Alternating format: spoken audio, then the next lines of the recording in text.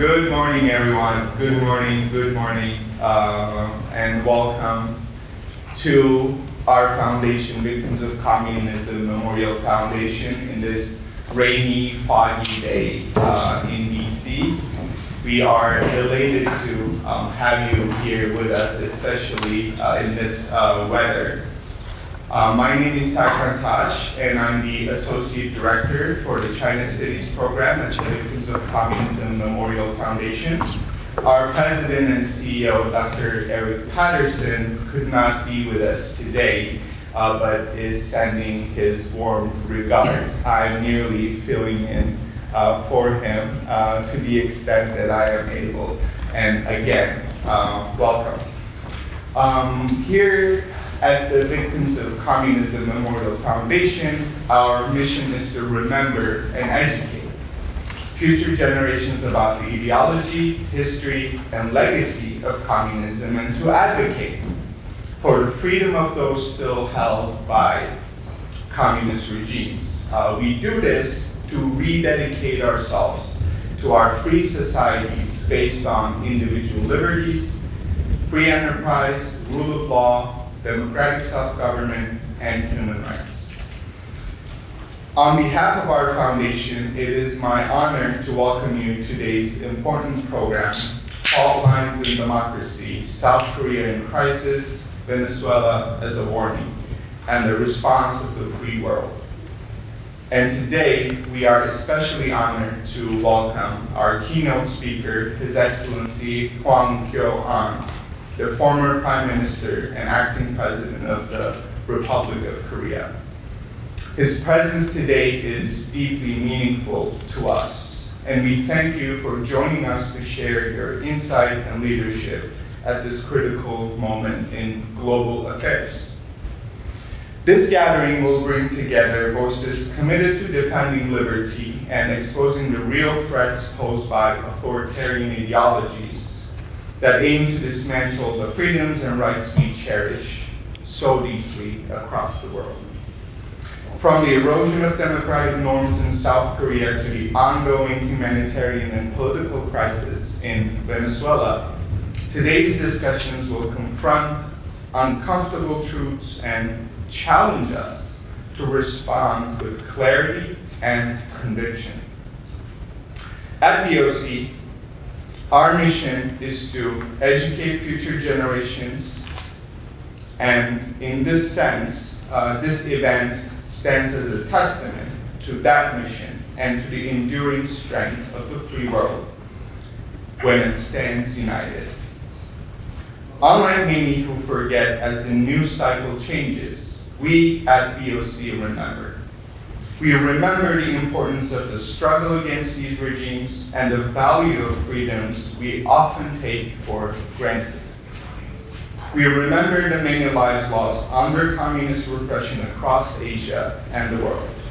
We remember all the brave individuals who dedicated their lives to fighting for liberty and standing against tyranny. We remember, and we hope you will continue to remember as well. Thank you to all our distinguished guests, to you all, our speakers, our participants, and everyone joining us for being here. We look forward to a thought-provoking discussion. And without further ado, I'd like you to please join me in welcoming His Excellency Hwang Kyo-ahn.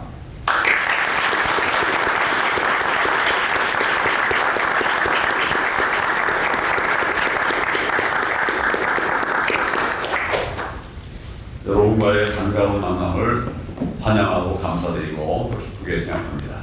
감사합니다. I'd like to welcome all of you here. I'm truly thankful. Thank you for coming this morning. 대한민국은 자유민주주의와 공산주의가 최전선에서 맞닿아 있는 그런 지역입니다. 이념적으로 그렇고 또 지리적으로도 그렇습니다. Geologically and ideologically, the Republic of Korea is at the front line with the communism. 1948년 대한민국이 건국된 당시 많은 국민들이 자유민주주의가 뭔지 잘 모르는 그런 상황에서 초대 이승만 대통령으로 인해서 자유민주주의의 국가로 세워질 수가 있었고 이것은 하나님의 은혜라고 하기는 설명할 수가 없습니다. When the Republic of Korea was founded in 1948, many citizens did not fully understand what liberal democracy was. Yet thanks to its first president, Syngman Lee, the nation was established as a liberal democratic state. This can only be explained as the grace of God. 그러나 1950년 중공을 등에 업은 북한이 남침을 해왔고 이 전쟁으로 인해서 희생된 외국인 전사 숫자는 미군만 36,574명, 유엔군 3,000명 등 모두 4만 명에 이릅니다. 거기에 한국군 전사자는 13만 7천 명, 한국 민간인은 200만 명이 희생되었습니다. However, in 1950, North Korea, backed by communist China, invaded the south. The number of foreign soldiers killed in the war reached 40,000. Among them, 36,574 Americans and 3,000 UN troops were killed. Among Koreans, 137,000 soldiers and 2 million civilians lost their lives. 이분들의 희생이 없었다면 오늘의 자유 대한민국은 없었을 것입니다. 참으로 이 모든 분들에게 감사를 드립니다. 그래서 한미동맹은 피 흘린 헌신으로 맺어진 혈맹이라고 하는 것입니다. Without their sacrifice, today's free Republic of Korea would not exist. So we are truly grateful. That is why the Korea-US alliance is called a blood alliance, forged through sacrificial devotion. 자유민주주의를 지키기 위해서 헌신하는 오늘도 그런 헌신들이 계속 이어지고 있습니다. 미국의 찰리 커크의 헌신에 저와 또 많은 대한민국 국민들이 특히 청년들이 분노하면서 그의 뜻을 기리고 있습니다. The dedication to defending liberal democracy continues even today. Many Koreans, along with myself, are mourning the devotion of America's Charlie Clark and honoring his cause. Among them are the young people of Korea. 오늘날 대한민국에서도 자유민주주의를 지키기 위해 헌신해 오는 분들이 너무 많이 있습니다. 왜냐하면 지금 대한민국은 위기이기 때문입니다. 그리고 그 위기의 본질은 급속한 공산화입니다. 지금 대한민국은 그래서 체제 전쟁 중입니다. Today in Korea as well, sacrifices are being made to defend liberal democracy because the Republic of Korea is now in crisis, and the essence of this crisis is rapid communization. At this very moment, Korea is in a war of systems. 공산주의를 신봉하는 자들이 국회를 장악했고 또한 정권을 잡았습니다. 그러나 그들은 정당하게 국민의 표를 얻어서 국회의원이 됐거나 대통령이 된 것이 아닙니다. Those who adhere to communism have seized control of the National Assembly and also taken power. However, they did not rightfully win the votes of the people to become lawmakers or president. 먼저 지난 6.3 대선 이전의 상황을 간략히 말씀드리겠습니다. 대한민국의 민주당 세력은 중공과 연계해서 부정선거를 저질러 국회를 장악했습니다. First, let me give the backdrop to the June 3rd presidential election in Korea.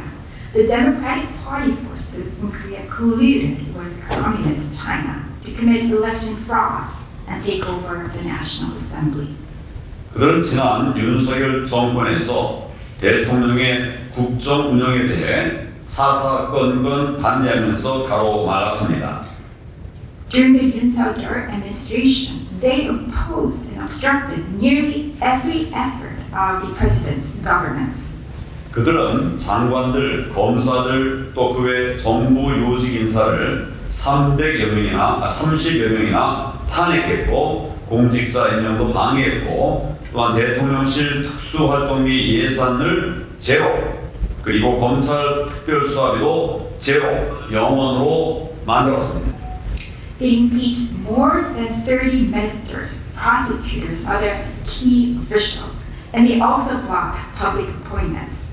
They even reduced the presidential special activities budget to zero, and the prosecution's special investigation fund to 0 won.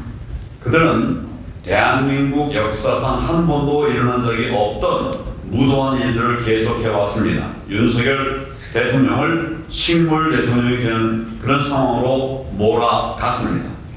They continuously carried out lawless actions that had never before occurred in the history of Korea.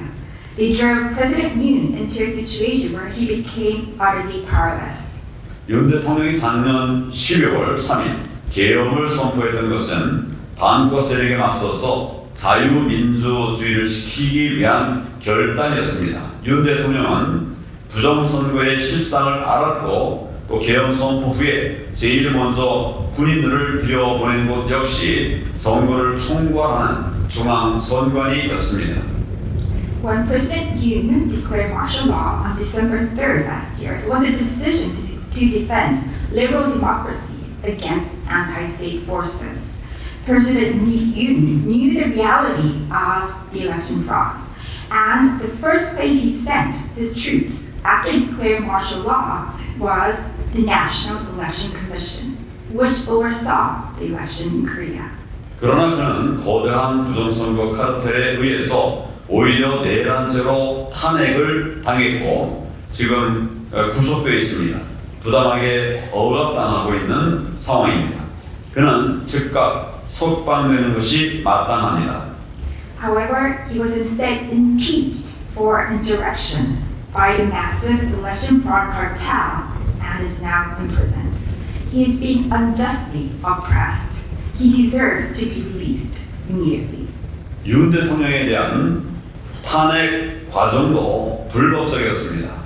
수사권도 없는 공수처라고 하는 조직이 수사를 했고 또 영장 발부 권한이 없는 법원에서 영장을 발부받았습니다. 그리고 부정선거로 거대 의석을 차지하고 있는 민주당이 밀어붙여서 윤 대통령을 불법적으로 탄핵한 것입니다. The impeachment process against President Yoon was also illegal. The Corruption Investigation Office, which has no investigative authority, conducted the investigation, and the court without warrant authority issued warrants. The Democratic Party, which has seized a large majority of seats through election fraud, forced through the illegal impeachment of President Yoon. 윤 대통령 탄핵 후 6월 3일 실시된 조기 대선에서 이재명이 당선됐습니다. 그러나 그때도 역시 부정선거가 저질렀었고 당시 부정선거의 증거들을 간략히 요약한 것을 제가 프린트해 봤으니까 나중에 참고를 보시면 좋겠습니다. After President Yoon's impeachment, an early presidential election was held on June 3rd, in which Lee Jae-myung was declared the winner. However, election fraud was also committed at that time. I have brought a printed summary of the evidence of that fraudulent election, which I encourage all of you to. 거기에 빠진 부분이 있고 좀 더 보완할 자료가 있어서 그래서 나중에 이메일로 여러분들에게 보내드리도록 하겠습니다. There are some more things I'd like to add on to it, so after I revise and update the summary, I will provide them through email. 이 증거들은 선거 감시를 위해서 제가 2022년 1월 설립한 부정선거 방지대 대원들의 2022년 1월 설립한 부정선거 방지대 대원들이 이번 대통령 선거 기간 동안에 수집한 증거들입니다.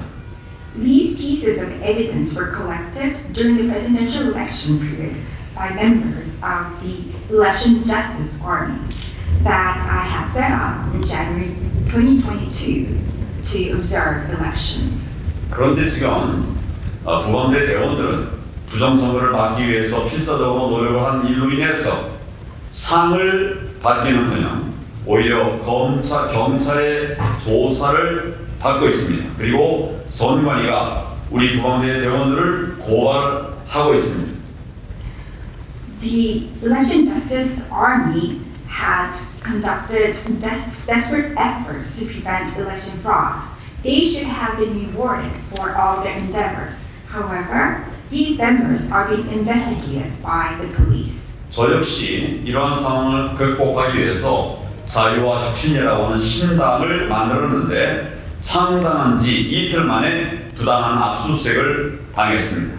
The Election Commission was prosecuting these good and faithful members, and I too was unjustly subjected to a search and seizure, just 2 days after establishing a new party, Freedom and Innovation. 부정선거 세력은 부정선거를 방지하기 위해서 시민들의 노력을 편회하고 있습니다. 그리고 선거방해죄로 뒤집어 씌우고 있습니다. 대한민국에서는 중앙선관위를 통제할 수 있는 기관은 그 어느 곳에도 없는 상황이 되어버렸습니다. The election fraud forces are undermining citizens' effort to prevent fraud and accusing them falsely of election obstruction crimes. In Korea, there is no institution capable of overseeing the National Election Commission at the moment. 이제 6.3 대선 이후의 상황을 간략히 말씀을 드리겠습니다. 대한민국의 입법부 행정부는 이미 반국가 세력에게 장악되었고 사법부마저도 거의 장악될 위기에 처해 있습니다. 사법부를 완전히 장악하기 위해서 이재명과 민주당은 대법원의 숫자를 배로 늘려서 자기들의 마음에 드는 그런 사람들을 대법관으로 세워서 판결함으로써 그런 대법관들을 집어넣으려고 하고 있습니다. Now, let me briefly describe the situation after the June 3rd presidential election. The legislative and executive branches of Korea have already been seized by the anti-state forces, and even the judiciary appears to be almost under their control. To fully dominate the judiciary, Lee Jae-myung and the Democratic Party are attempting to double the number of Supreme Court justices and fill their seats with those who will rule as they wish. 이는 자유민주주의의 기본인 삼권 분립을 무너뜨리겠다는 것입니다. 사실 이미 삼권 분립이 거의 무너진 상태에 있습니다. This is an attempt to destroy the separation of powers, the foundation of liberal democracy. In fact, the separation of powers has already nearly collapsed in South Korea. 또한 이재명 정권은 권력자들에 대해서 독립적으로 수사할 수 있는 수사기관인 검찰청을 해체시키고 그 대신에 수사기관을 쪼개가지고 행정부 안에 편입시켜서 정권의 하수인으로 만들려고 하고 있습니다. 이러한 체제는 중국의 체제와 동일한 것으로 알려져 있습니다. The Lee Jae-myung administration is dismantling the prosecution service, which could independently investigate those in power, and instead dividing investigative agencies and incorporating them into the executive branch to turn them into servants of the regime. This system is known to be identical to that of communist China. 이재명 정권이 추진하고 있는 정부 조직 개편은 공산주의 체제에서 볼 수 있는 일당 독재 체제를 만들기 위한 것으로 보입니다. 그들은 반민주 세력입니다. 그리고 그들은 자신들의 독재의 장애가 되는 자유민주 세력을 하나하나 탄압하고 있습니다. The government reorganization pursued by the Lee administration appears to aim to create a one-party dictatorship, similar to a communist system. There are anti-democratic forces.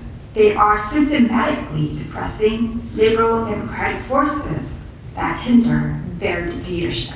여기 목사님도 계십니다만은 그들은 이제 교회를 탄압하고 있습니다.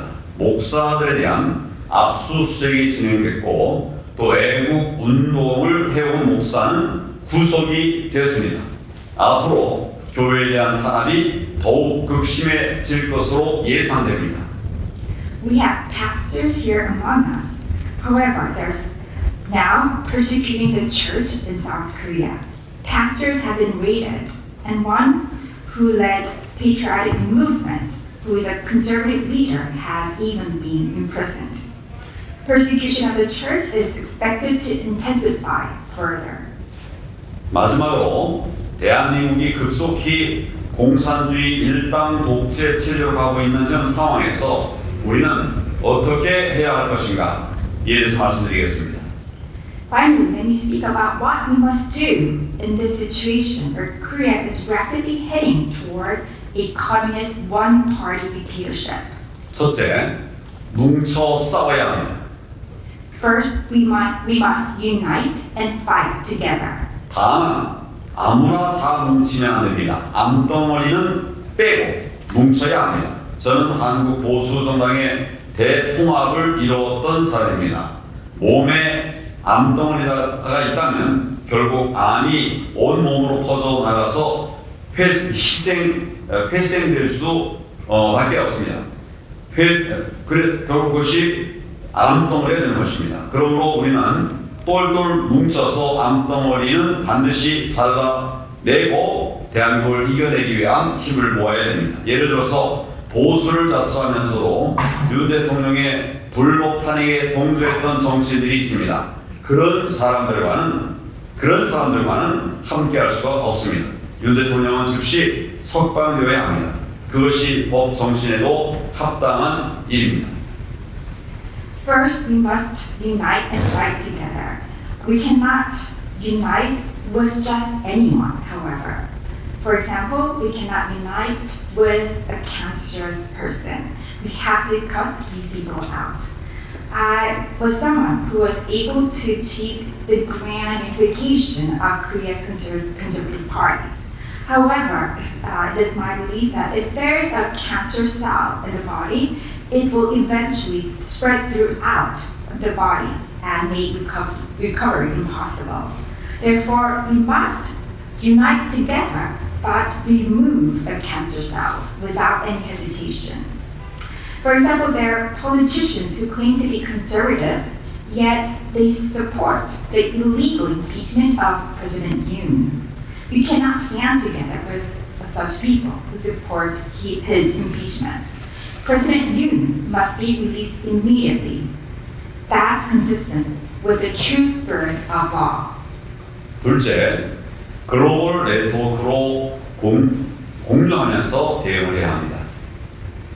Second, we must share together through global networking. 우파 진영과 정보, 안보, 군사력, 인력 등을 공유해서 공산주의와 맞서 싸워야 합니다. 혼자의 힘으로는 이길 수가 없기 때문입니다. 부정선거 카르텔에 대한 정보 역시 공유하고 전 세계가 연대하여 싸워야 합니다. We must share information, security, military strength, and manpower to fight against communism. So the conservatives must come together because we cannot win alone. We must also share information about election fraud and also the election fraud cartel to fight together in global solidarity. 이제 우리 우파도 행동해야 합니다. 한국이 공산화의 위기에 직면하게 된 그런 이유는 하루아침에 된 것이 아닙니다. 50년에 걸쳐서 일법, 사법, 행정, 언론 각 분야에 침투한 공산주의 세력이 차근차근 힘을 길러왔는데 이에 대해서 제때 대응하지 못했기 때문에 이런 상황이 되었습니다. 이제는 행동해야 합니다. Third, we must take action. Korea did not fall into the crisis of communization just overnight. For more than 50 years, communist forces have infiltrated the legislature, judiciary, administration, and media of South Korea, gradually building power. And we failed to respond in time. So we must take action immediately. 지금 우리가 걱정할 시간이 있다면 그 시간에 행동해야 합니다. 지금 한국에서는 많은 청년들과 애국 시민들이 이재명 정권에 저항하고 있습니다. 그들은 법적 처벌을 감수하면서까지 목숨 걸고 싸우고 있습니다. 미국과 전 세계 자유민주주의 세력의 연대와 지지를 부탁드립니다. If there's time to worry now, we must instead use that time to take actions. Right now, many young people and patriotic citizens in Korea are resisting the Lee Jae-myung government. They're risking their lives, facing legal punishment to fight. We ask for the solidarity and support of America and freedom-loving democratic people worldwide. 넷째, 한미동맹을 더욱 강화해야 합니다. 이재명과 민주당은 철저한 반미 친중 세력입니다. 그러나 대부분의 한국 국민들은 한미동맹의 중요성을 잘 알고 있습니다. 굳건한 한미동맹의 강화를 바라고 있습니다. 따라서 이재명 정권의 뜻과 일반 국민들의 뜻이 같지 않다는 점을 기억해 주시기를 바랍니다. 만일 이재명이 주한미군 철수나 전시작전권 환수를 언급하더라도 일반 국민들의 뜻은 그와는 전혀 다르다는 것을 말씀을 드립니다. Fourth, the Korea-US alliance must be strengthened further. Lee Jae-myung and the Democratic Party are thoroughly anti-American and pro-Chinese. However, the majority of Koreans clearly understand the importance of the US-Korean alliances and desire this alliance to be stronger than ever. So please remember that the will of the Lee administration is not the same. It is different from the will of the Korean people. 다섯째, 마지막입니다. 그러나 이것이 가장 중요하다고 말씀을 드립니다. Even if Lee Jae-myung speaks of withdrawing U.S. forces from Korea or claiming wartime operational control, the will of the people is entirely different. 우리들의 간절한 기도가 필요합니다. Fifth, this is the most important point. We need to pray together earnestly. We need earnest prayer. 탄압 위기에 직면한 저와 한국의 크리스천들은 날마다 하나님의 은혜와 긍휼을 구하면서 기도하고 있습니다. 자유 대한민국을 사역해 주시기를 기도하고 있습니다. 미국에 계신 크리스천들께서도 한국을 기억하고 또 기도해 주시면 고맙겠습니다. 간곡히 부탁의 말씀을 드립니다. 감사합니다. Faced with persecution, Christians and I in Korea are praying every day for God's grace and mercy. We're praying that God will continue to use the Free Republic of Korea. We ask Christians in the United States to also remember Korea and pray for us. Thank you very much.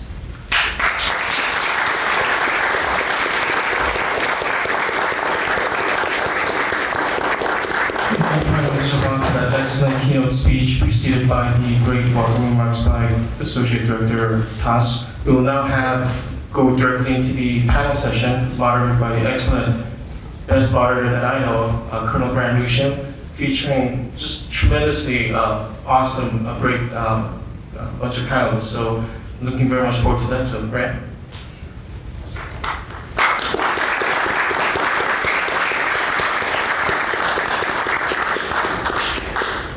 It's definitely the best moderator that I know of too. I'm glad to be here, and I'm particularly glad to have all of you come. This is really the best place to have an event like this. This museum is a reminder of what happens when communists or communist-inspired hardcore radicals take over a society, and the damage they do in their effort to create a utopia. It's always washed in blood. And that is the reminder that this place just is so good at showing us. But I was told, and I remember, that in 1989, supposedly communism was defeated. Mm-hmm. Never supposed to come back. But what you find is it's not even history. It's certainly not old history. And even today, that you have right before our eyes, you are seeing an effort by communist-inspired or outright communists to take over a country, and that is South Korea. and thus the need to constantly expose, to educate, and explain what is going on, what they are doing. They thrive when nobody's paying attention to that. And myself, I've probably spent 45 years looking at South Korea. I've been aware of it, and I knew that there was always, in part of Korean society, in the political world, there were people who were anti-American and were pro-North Korea, of all things. I knew they existed, but I didn't realize just how much influence they had. And then in 2020, I actually had occasion to have a very close look at this. And really to my surprise, if not horror, I saw that what we were seeing in South Korea is a systematic effort by committed radicals to turn Korea into a one-party state, just as Prime Minister Hwang just said, and to make South Korea align with China, aligned with North Korea, and to ultimately cut the alliance with the United States. And see, I was looking at South Korea for almost 4 decades, and I didn't know this, but I've seen it, and the evidence is clear. Now you might say, well, this is unthinkable, because everyone knows the U.S.-South Korea alliance is so strong, we know that Koreans like us, just impossible. Well, it's not. And what I would point to is another example of a country that was once a very strong U.S. ally, maybe our strongest ally in Latin America. It was democratic, pro-America, and now it is the opposite. It is a dictatorship, and it is one of America's enemies, and that's Venezuela.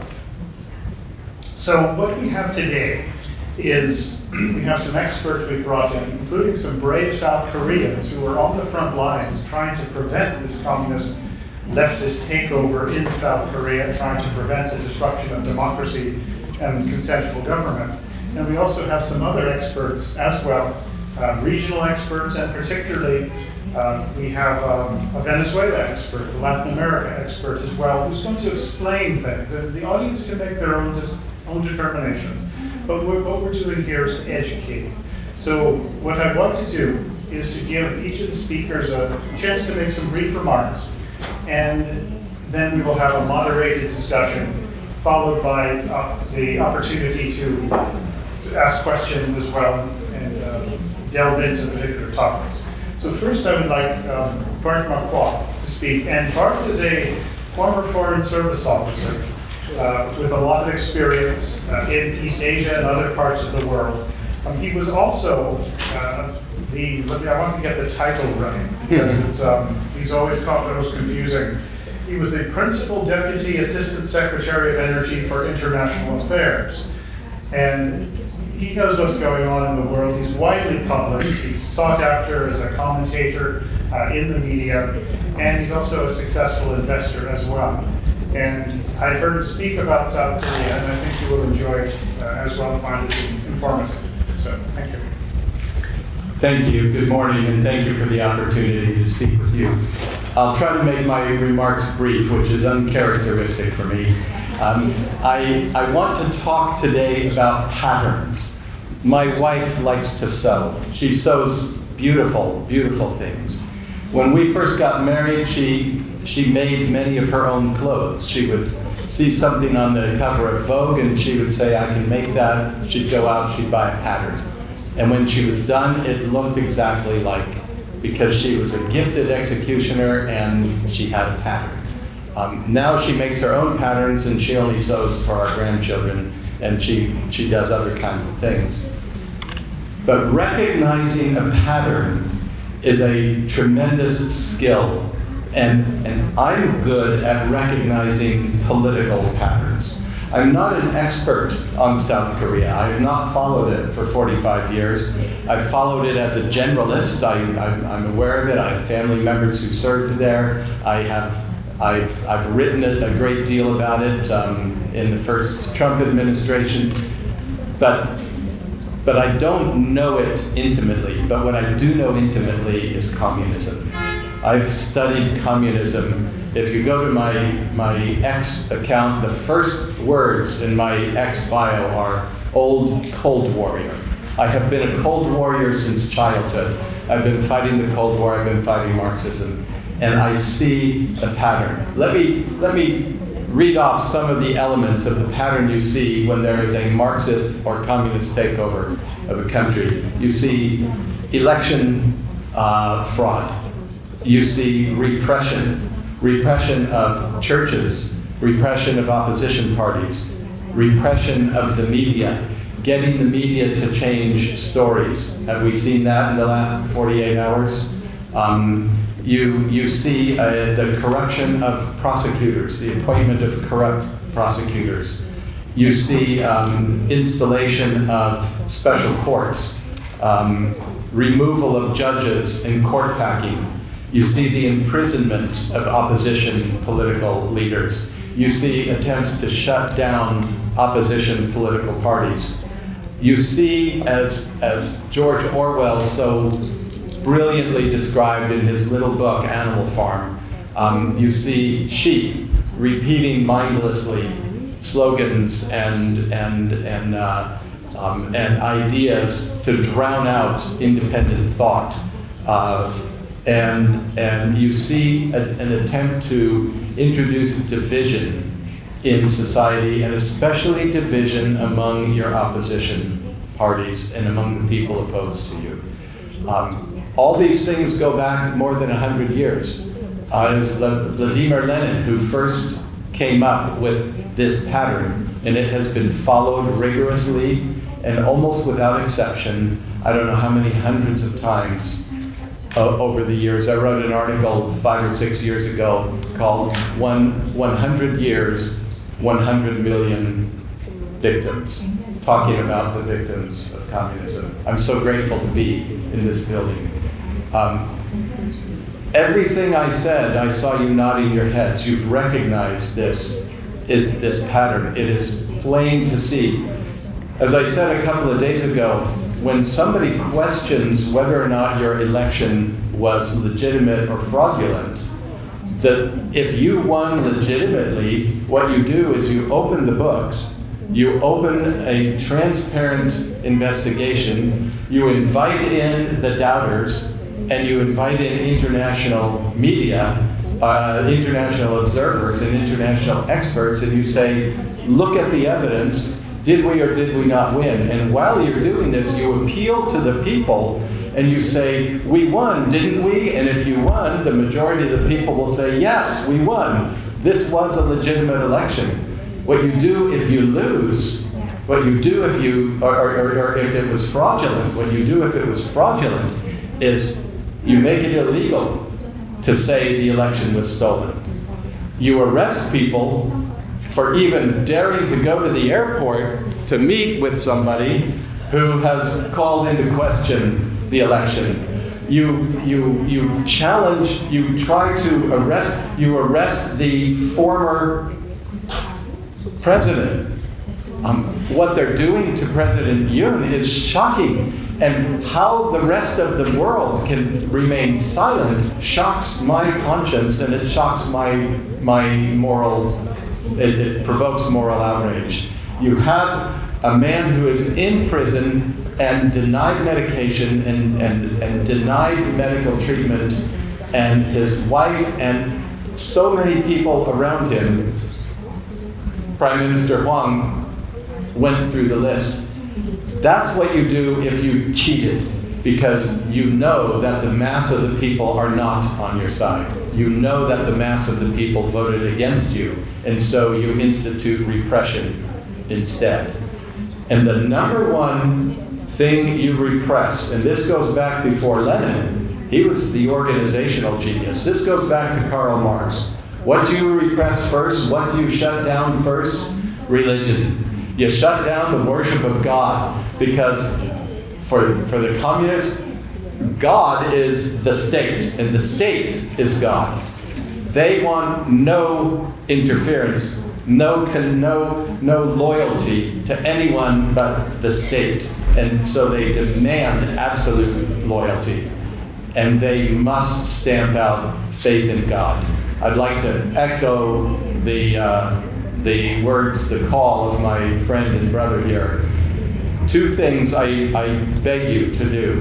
Pray without ceasing, pray without stopping, and be united. because another Leninist tactic is to insert provocateurs into your ranks to make you fight each other. And if somebody is trying to make you fight, either get that person to stop or unite with everybody around that, away from that person. Just walk around them and unite. Do not let yourselves be divided. Be united in your opposition. And I'll end my remarks there.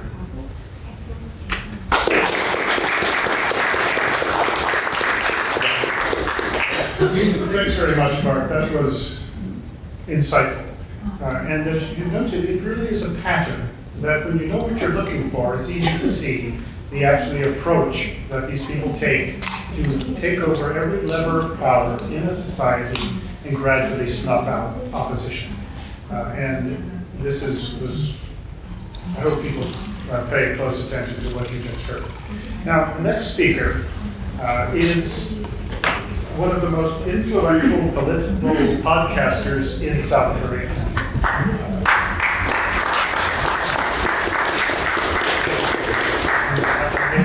Everyone knows who he is, but it's Paul Sung-Kwon Kim.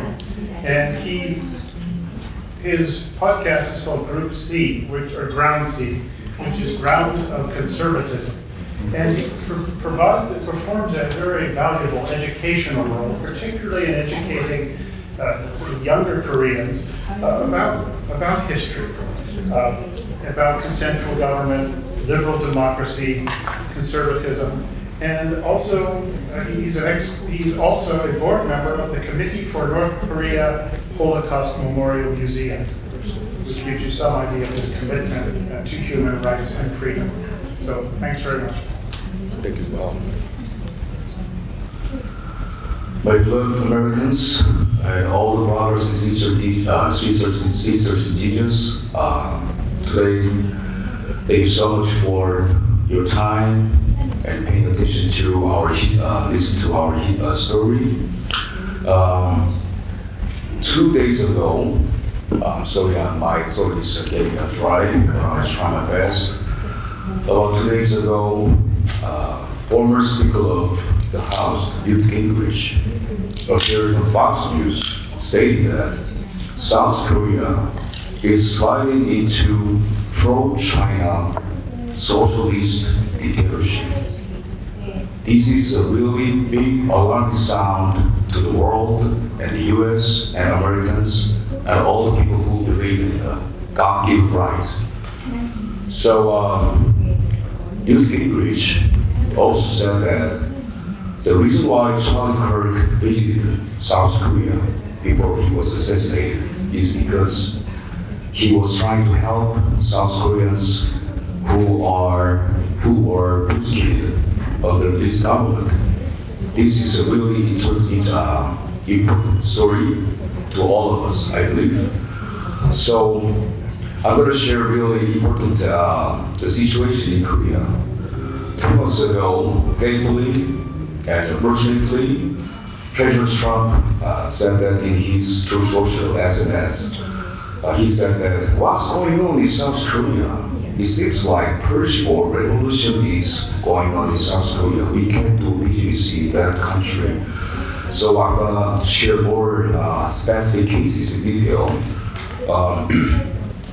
Thankfully, President Trump, former Speaker of the House, Newt Gingrich, and respected Ambassador Boris Tenyer, and Mark Hoyer, and Dr. Gordon Chang, and Ambassador Kolasec, they have all spoken out regarding the persecution of religious community in Korea. This is really important. First thing I want to share is that really important figures, and they are famously known in Korea and US.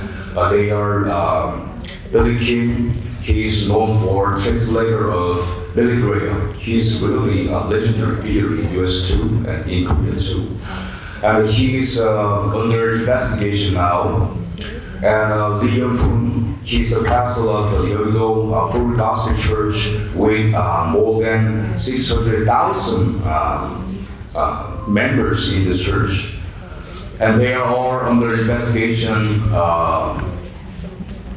under Lee's government, and the pastor's son, he was arrested 3 weeks ago.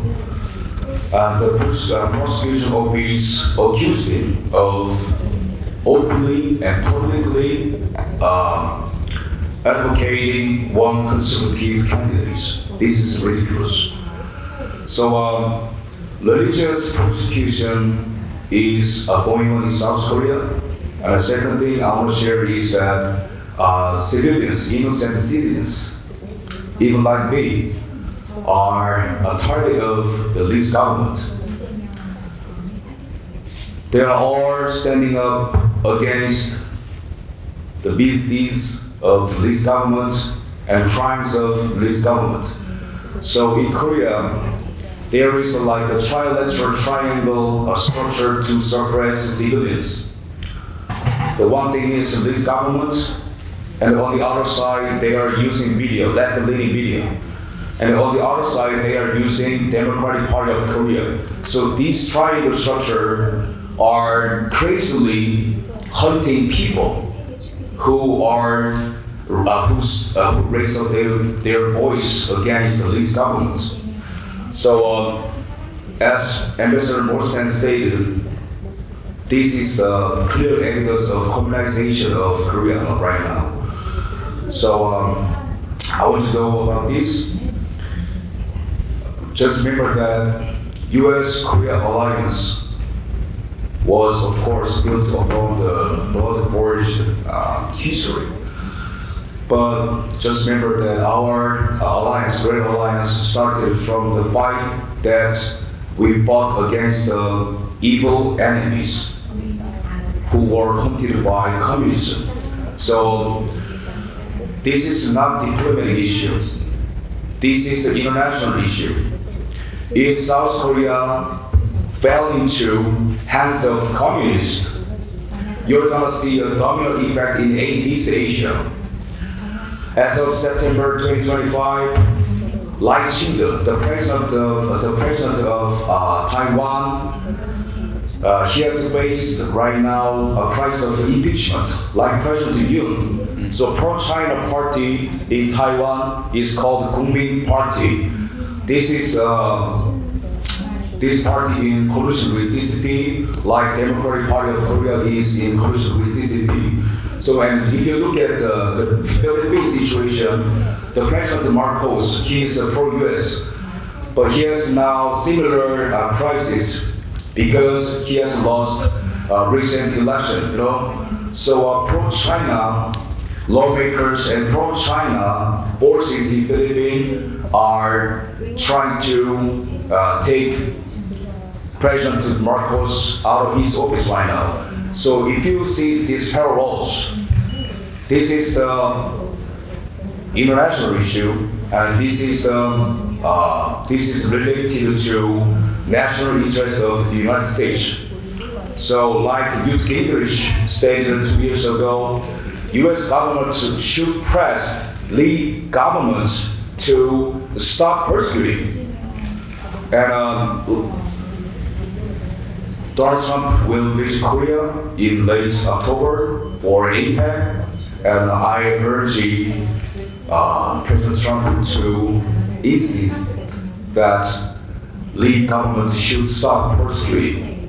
Thank you for your time. Thank you.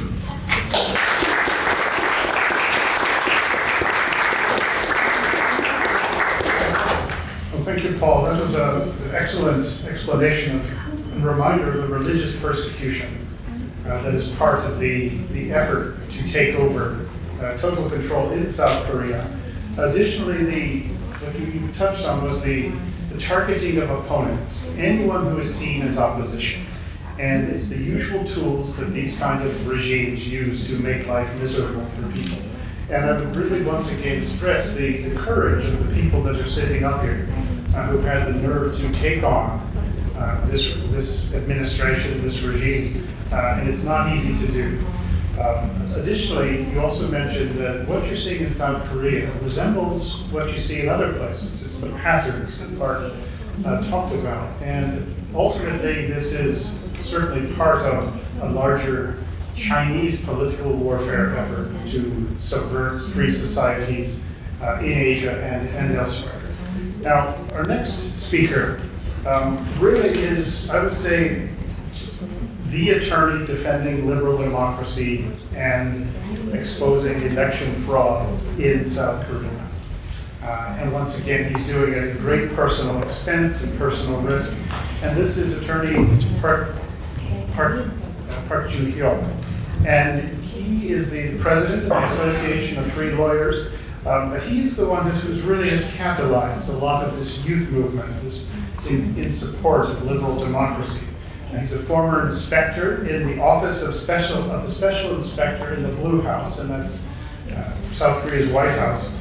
He was a policy aide in the office of the National Assembly's vice speaker, and has been an advisor to the National Police Agency and the Ministry of Defense. So we're fortunate to have Attorney Park here to speak with us for a bit.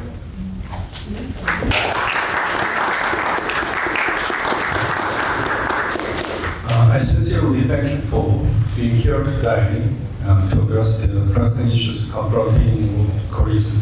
Today, I want to talk about the international election fraud cartel connecting Venezuela, China, and Korea. And the crisis has created not only for Korea, but for the whole world. Venezuela has already fallen into election fraud, drugs, and crime. It became a center for international criminal cartels. This problem did not stay in one country. The election fraud and crime spread to China and to Korea. Recently, with the help of the US FBI, a large drug group was caught in Gangnam, Korea. This shows that the criminal network that started in Venezuela has now reached Korea. When a nation takes an anti-American path, it becomes impoverished, crime increases, and the country even turns into a criminal state. Yet the regime still holds onto power. The reason is simple: election fraud. After Hugo Chavez came to power, Venezuela lost its democracy step by step through election fraud. Under Nicolas Maduro, it became a full dictatorship.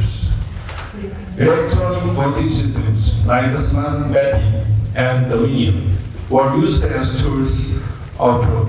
The Venezuelan government used many ticket tricks together: fake ballots, fake voter list, first only voting observers, spreading false news, and using courts and prosecutors for control.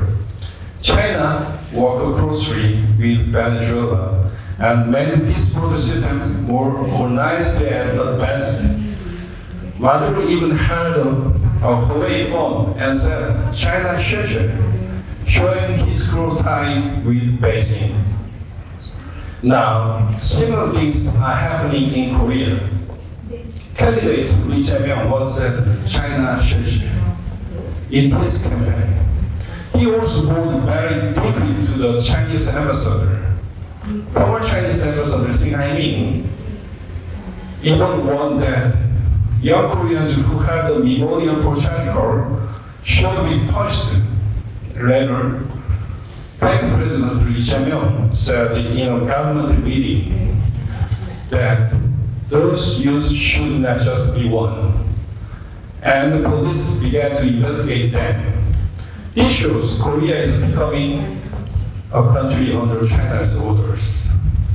On October 10th, 2023, Korea's National Intelligence Service found many problems in the election system: forgery, hacking, duplicate, and false voting, changes in computer vote counts, and even the use of 1, 2, 3, 4, 5 Chinese service hotline as the password for Korean election system. President Yoon Suk-yeol also said in public statement that there was a possibility of election fraud. But instead of fixing it, the fraud cartel impeached President Yoon and used the fraud in the June 3rd election to create a fake president. This is not just a normal practice. This is deep crisis shaking the foundation of Korea's free democracy. Power was stolen without guns and without guns. If Korea becomes the vessel state of China, then the sacrifice of young Americans in the Korean War 75 years ago will be in vain. There were the child of that time. If Americans ignore this, then Chicos sacrifice will also be in vain. If this election fraud cartel keeps growing, it will also damage the world order.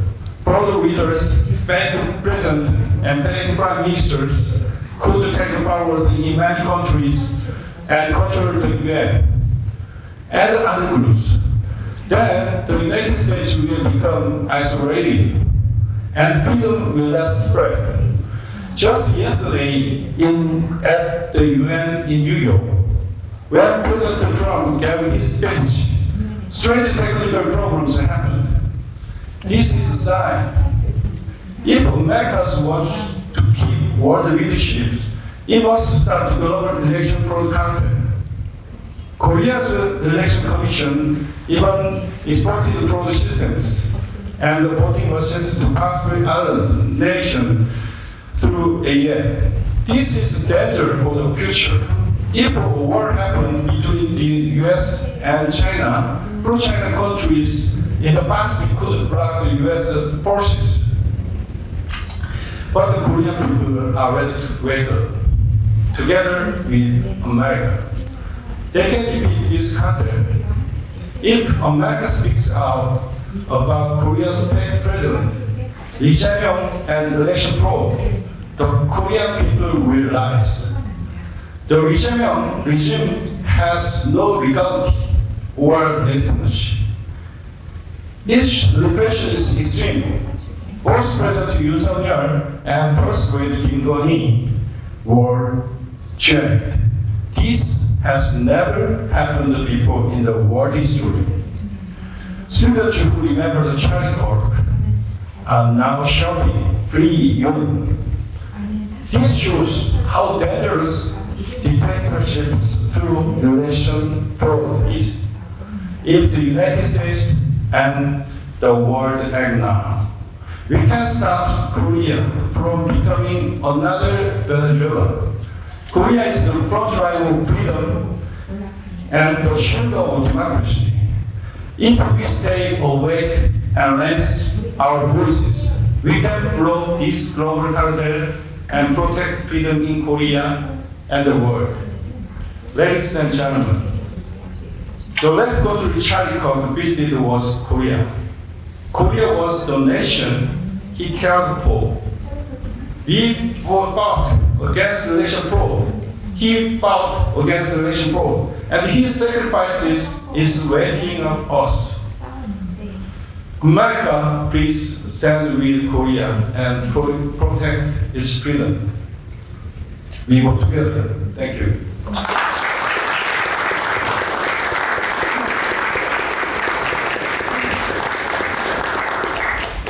Thank you very much, Attorney Park.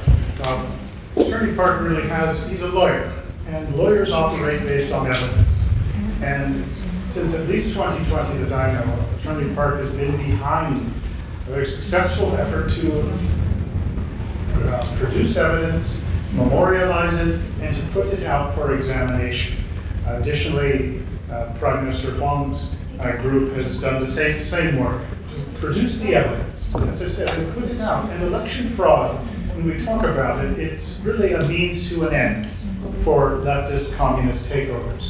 And once you have the electoral system, you get your people in power, and nobody can do anything about it. But the evidence is there. And one thing I would note is that nobody has ever challenged it on a point-by-point basis or at all. You would think if it was not true that somebody would have done something. The government that's being accused of election fraud would have done something, they've done nothing. And that tells you a lot. Additionally, I would just highlight one point that Attorney Park mentioned, and this is that in 2020, one of the allegations is that there's been hacking and electronic manipulation of South Korea's voting system. And this was always dismissed as baseless, debunked conspiracy theories. However, in 2023, the National Intelligence Service had the opportunity to investigate South Korea's electoral network. And the reason they've had the opportunity is because it was revealed that North Korea's Lazarus group of hackers had been inside the system repeatedly. So the NIS, the intelligence service, looked at it, and they discovered that you can do anything you want. The system is basically entirely open. You can change votes, change registration, anything. And they've issued their report. The report is public. And this is after many years of people assuring everyone the system cannot be hacked. There's nothing to worry about. Yet the National Intelligence Service gets its chance and exposes this. The other point that is worth mentioning is that after President Yoon was impeached and imprisoned, that actually his popularity skyrocketed once people realized what had happened and that this was an effort to unfairly remove him and replace him really with leftists in power. And additionally, a large part of the protests, the people trying to defend consensual government in South Korea are actually young people. And when you go to the rallies, that is one of the biggest, most surprising things. It's not a lot of older people, but it is really a youth-driven movement. And those are things which give a sense of the situation in South Korea and how it's regarded by many South Koreans. Now, I'd like to move along to the next speaker. I've really been looking forward to this one. This is Jeff Ramsey from the Senior Fellow at the Atlantic Council. He's coming up on 2 decades at least of experience in Latin America, on Latin American issues, topics involving democracy, human rights, rule of law, and political risk, particularly in countries like Venezuela and Colombia. He too is a frequent contributor to the media, is often sought out for interviews as well, and he's going to really educate us on Venezuela as well in more detail than most of us know. So thanks very much, Jeff.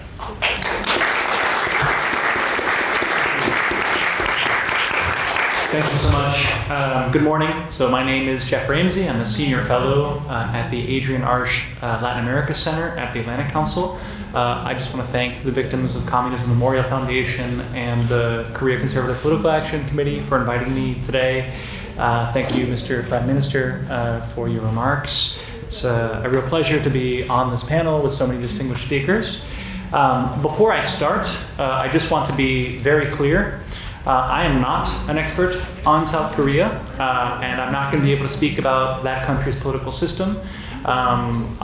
Looking around the room, I think I'm probably the least qualified person to talk about South Korea, so I will leave that to my other panelists and to all of you. I really can make no statement about the situation inside South Korea.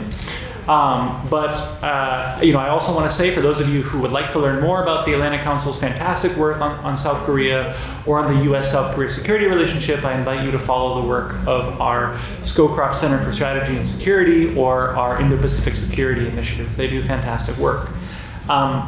Instead, I was invited to speak to you all today about Venezuela. I've been working on and tracking Venezuela for over 10 years now, I like to think that I've become something of an expert in how it went from one of Latin America's most stable democracies to the authoritarian regime that we see today. I think that it's an important story with lessons for any democracy, including our own. Which underscores just how fragile democratic governance can be if it's not preserved and defended. It's hard to believe now, but in the 1990s, Venezuela was considered one of the most healthy democracies in South America. It was widely seen as a solid U.S. ally. It had enjoyed uninterrupted democratic elections since 1958. It was a founding member of OPEC, and it was one of Washington's closest partners. But beneath this stability, the country faced real deep structural problems. Income inequality was among the worst in the hemisphere. Poverty was rising after an oil bust. And ordinary Venezuelans felt that the two dominant parties, the center-left Democratic Action Party and the center-right COPE Party, were unable to deliver. Politics as usual in Venezuela wasn't working. This frustration paved the way for Hugo Chavez. In 1992, he was a little-known lieutenant colonel who led a failed coup. Just 6 years later, in 1998, he campaigned as an outsider, promising massive anti-systemic change, and he won the presidency with 56% of the vote. At first, Chavez was very popular. He pushed through a new constitution in 1999 that expanded presidential powers. But by 2002, his approval ratings started to fall, and they fell to around 30%. And in April of that year, after a wave of protests and a violent crackdown, he was briefly ousted in a coup, only to return to power in 48 hours. After that, Chavez moved very quickly to go after his opponents. He packed the Supreme Court, targeted independent media, and he used state resources to tilt the playing field in favor of his ruling party. At the same time, oil prices in Venezuela were soaring. Oil prices worldwide were soaring. Venezuela has the largest proven oil reserves on the planet. So with billions of dollars in revenue from the oil sector, he expanded subsidies and implemented vast social programs known as misiones, all of which helped the poor and restored his popularity. We saw this evidence in the fact that in 2004, he won a recall referendum with nearly 59% of the vote. In 2006, he won re-election handily with 63% of the vote. But in 2007, he lost a referendum that sought to abolish term limits. This was the first major electoral setback of his presidency. And this is where we really started to see what was at stake in Venezuela. We saw that instead of accepting the result, Chavez pushed the same reforms again in 2009, just 2 years later. And this time he won, and he eliminated term limits. And this was a clear indicator of how authoritarian he was becoming.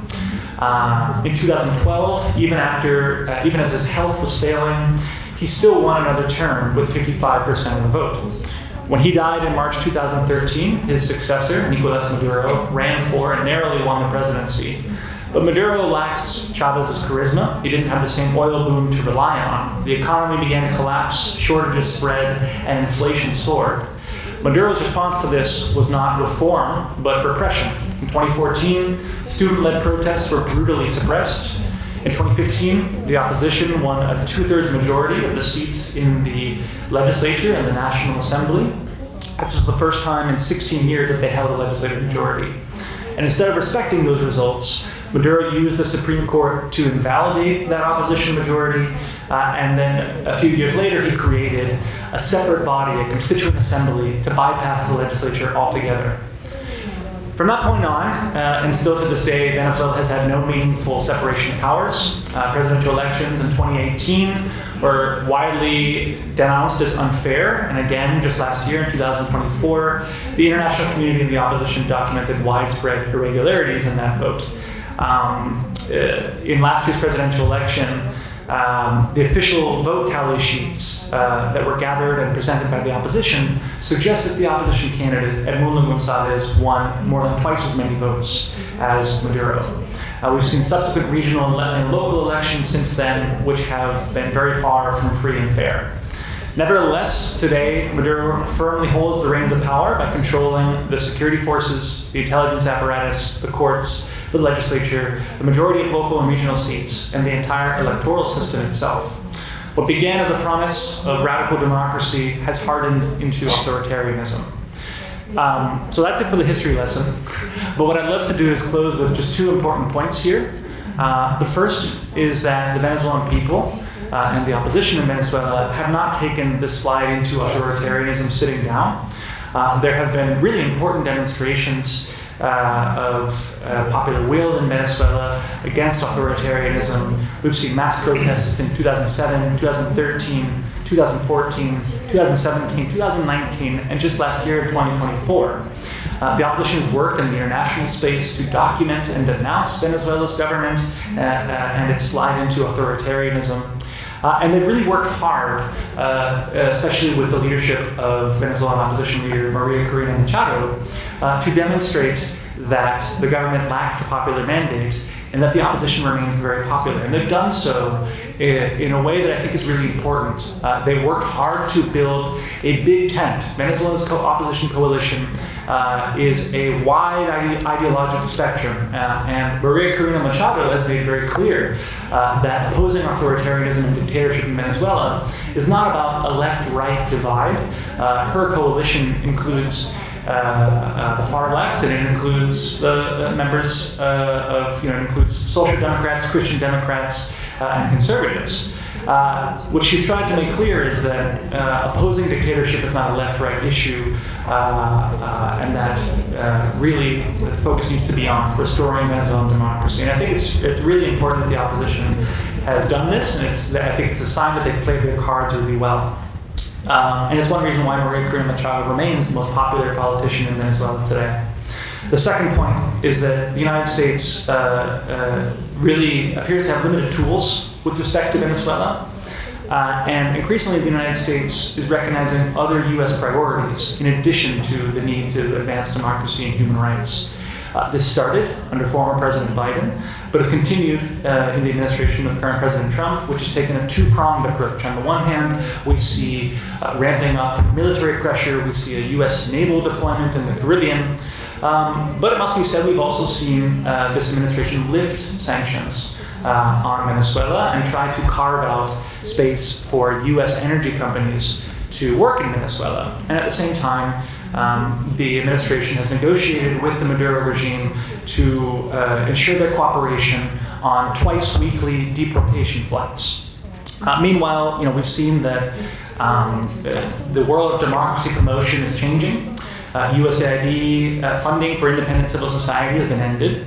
And I think the lesson in this is that those of us who care about democracy, not only in Venezuela, but all around the world, operate in a new environment where we have to make the case for democracy promotion in terms, not just in terms of values, but in terms of U.S. interests. In Venezuela, that's security interests, migration interests, and energy interests. To her credit, Venezuela's opposition leader, Maria Corina Machado, has recognized this new reality, and she's talking about Venezuela as a $1 trillion opportunity for U.S. investment. And I say this not because the United States no longer cares about democracy. I say this because I think President Trump and Secretary Rubio have been very clear that their mission is to make the United States safer, stronger, and more prosperous. And so I think all of us who care about democracy promotion anywhere in the globe need to think about how our work to promote democracy fits in with the new priorities of the United States as we think about this new approach. And I'll close with this. I think the story of Venezuela is a warning. I think democratic decline rarely happens overnight. It creeps forward through inequality, disillusionment, leaders who claim that they alone embody the will of the people. And I think if it can happen in Venezuela, which, as we've heard, was for many years a strong U.S. ally, a healthy liberal democracy, I think it can happen anywhere. And I think we should all be mindful of the need to protect our democracies and learn these lessons from Venezuela. So thank you very much. I appreciate the opportunity to speak with you all.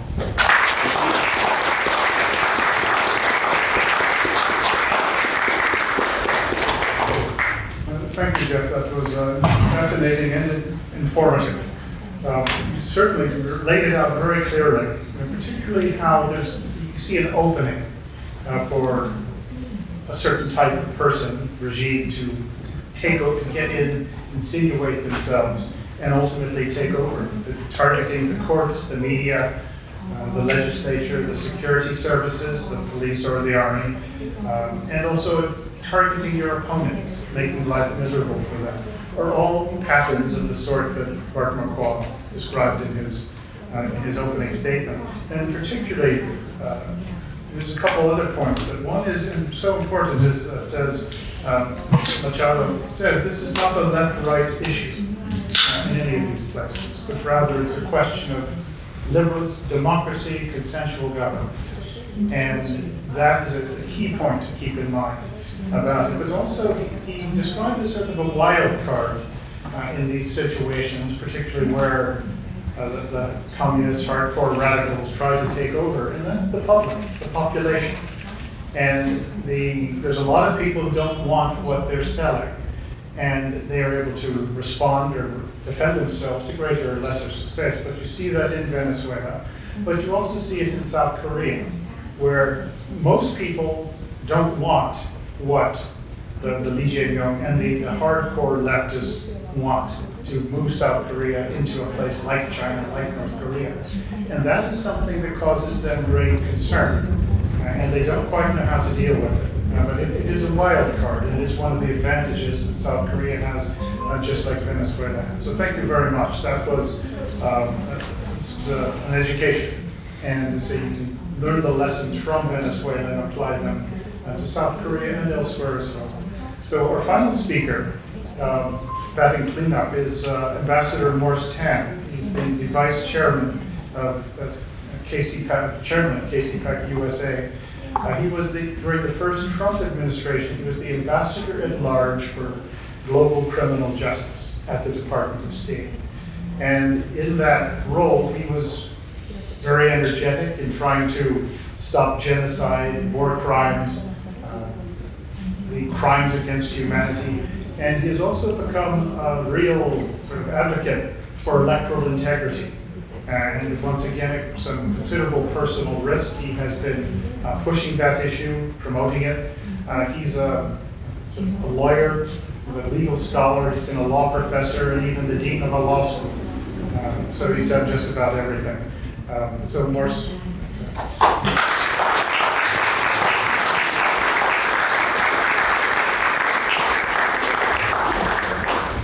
Good to see you all. Picture this: 2 tracks, 2 trains. One train led by China, the Chinese Communist Party, with Russia and Venezuela and Iran and maybe Brazil and North Korea in tow. That along this track, they are trying to take the world over a cliff. That is where that track leads.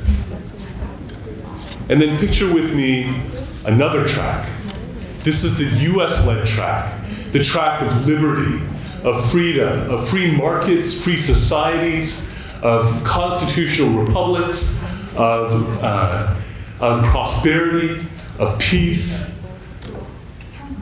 And you have so much of the free world attached to this train that is heading towards prosperity and peace and freedom, democracy, things along these lines. Now consider this. South Korea, which had been on the US train, hitched together, tied together by blood, fire, and steel, is now in real danger of getting off of this track and getting onto this track, heading off the cliff of communist dictatorship and destruction of the society in terms of its systems, in terms of democracy, in terms of free markets, in terms of freedoms and rights that are so fundamental and basic to a constitutional republic.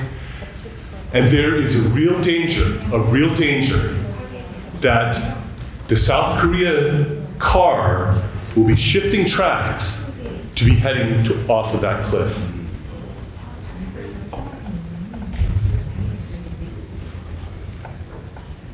The Chinese Communist Party is playing for keeps, and they are playing for world domination.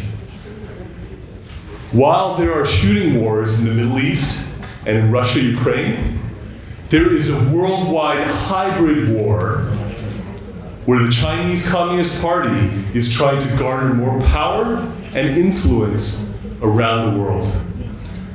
The last thing that I was able to be involved in the first Trump administration was the determination for genocide and crimes against humanity by the Chinese Communist Party in Xinjiang province against the Uyghurs and other Turkic minorities in that place. And what were they doing? They were flooding Xinjiang province with Han Chinese communist ethno-nationalists who were inserted and flooding Xinjiang, being put into the homes of the people there, flooding that place to take it over. Meanwhile, all sorts of birth control and abortive sorts of things were happening to decrease the population in Xinjiang so that there could be this Han Chinese communist ethno-nationalist takeover of Xinjiang while they were persecuting the people inside of Xinjiang province.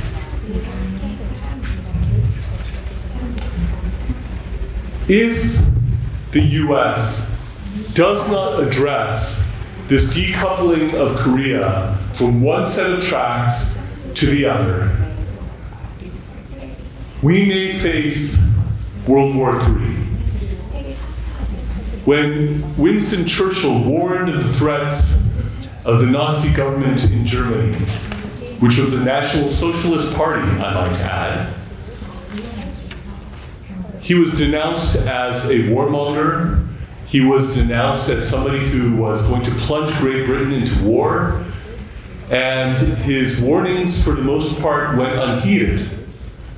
When Neville Chamberlain went to Germany to negotiate peace with Adolf Hitler while Hitler was arming for war, he came home to Great Britain as a hero, that he was the champion of peace. In fact, he said that he had won peace in our time. Now, in the retrospect of history, Churchill, who fought against the Nazi regime when they were waging a war against Europe and taking over Europe, and in the Battle of Britain, he was the hero who was rallying Britain to fight the forces of evil coming from Nazi Germany.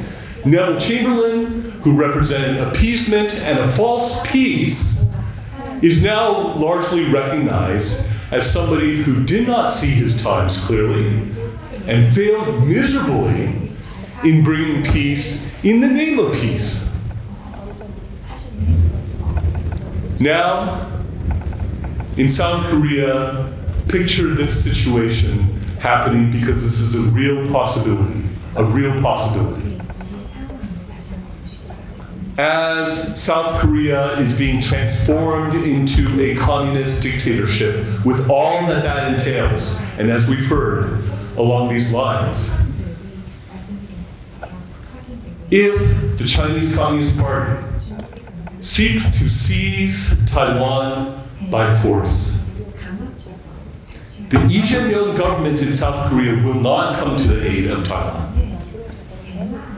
And the Korean War has not ended. The Korean War is still on, and North Korea can anytime come down across the 38th parallel and concurrently take over South Korea. Is that not World War III then? Russia-Ukraine is dragging on. The Middle East has been on fire. And if the Chinese Communist Party is waiting for the fall and turning of South Korea as the final domino before they make their move on Taiwan, folks, we are in World War III.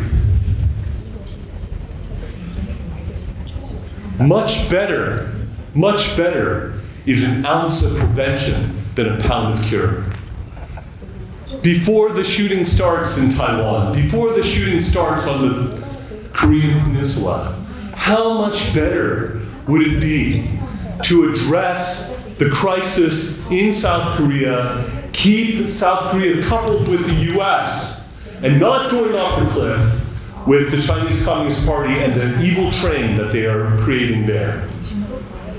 It would be much better to prevent that train wreck from happening than to watch it happen.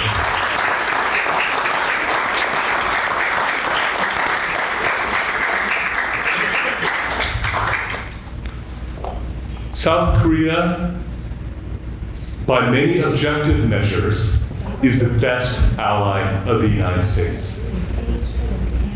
I do not only speak of the love of the South Korean people for the United States. I do not only speak of the important military alliance memorialized in the Mutual Defense Treaty that has been in place for a long time. I do not only speak of the close business relationship and the economic ties and relation. I do not only speak of the cultural ties that are extensive, the educational ties that are extensive. I do not only speak of the systems that the US planted in South Korea that has enabled it to flourish and to be a beacon of light as contrasted with North Korea. I'm also talking about the 5th largest military in the world, in South Korea, facing off with the 4th largest military in the world, which is North Korea, and not only that, the involvement of the 3 largest militaries in the world, namely the US, China, and Russia. The US needs South Korea to be a bulwark to prevent World War III.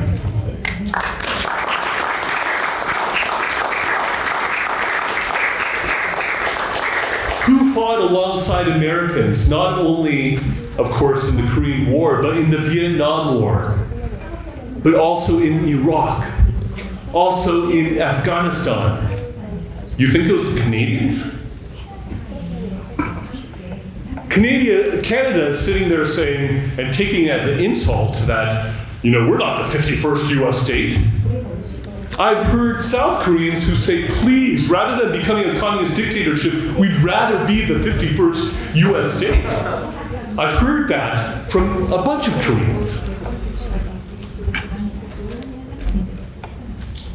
If this linchpin ally is allowed to fall, it is like pulling the pin of the grenade of the most important region right now, geopolitically and strategically for the United States of America, and you will see an explosion that will rock the world.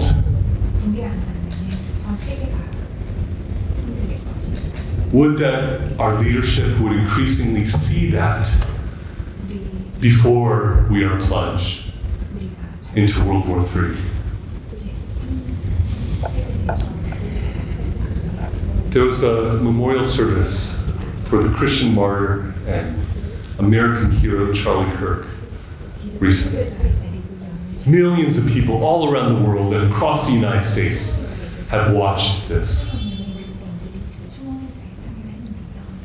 Charlie Kirk was going to brief Secretary of State Marco Rubio about the unfolding crisis in South Korea. The last place he went outside the United States before he was gunned down. If he had a chance to share with Secretary Rubio, I believe he would have said a lot of the things that have been shared on this panel. He would have informed Secretary Rubio of the religious persecution against Christian churches that are being raided and pastors that are being jailed. He would have shared about the collapsing constitutional republic of Korea. He would have shared the rise of this communist dictatorship in South Korea. And now the young people in South Korea are saying, we are Charlie Kirk. They are elevating their voices. They are seeking to wake up the country and the world to what is happening on the front line of democracy and freedom in the world, which runs through South Korea. Eminent voices in the United States are increasingly joining their voices together to wake up America and American leadership as to what is going on. This is not the time for a false complacence. This is not a time to stay neutral. This is not a time to hold back. Do you want stability? Do you want peace? Then now is the time to intervene in regards to South Korea.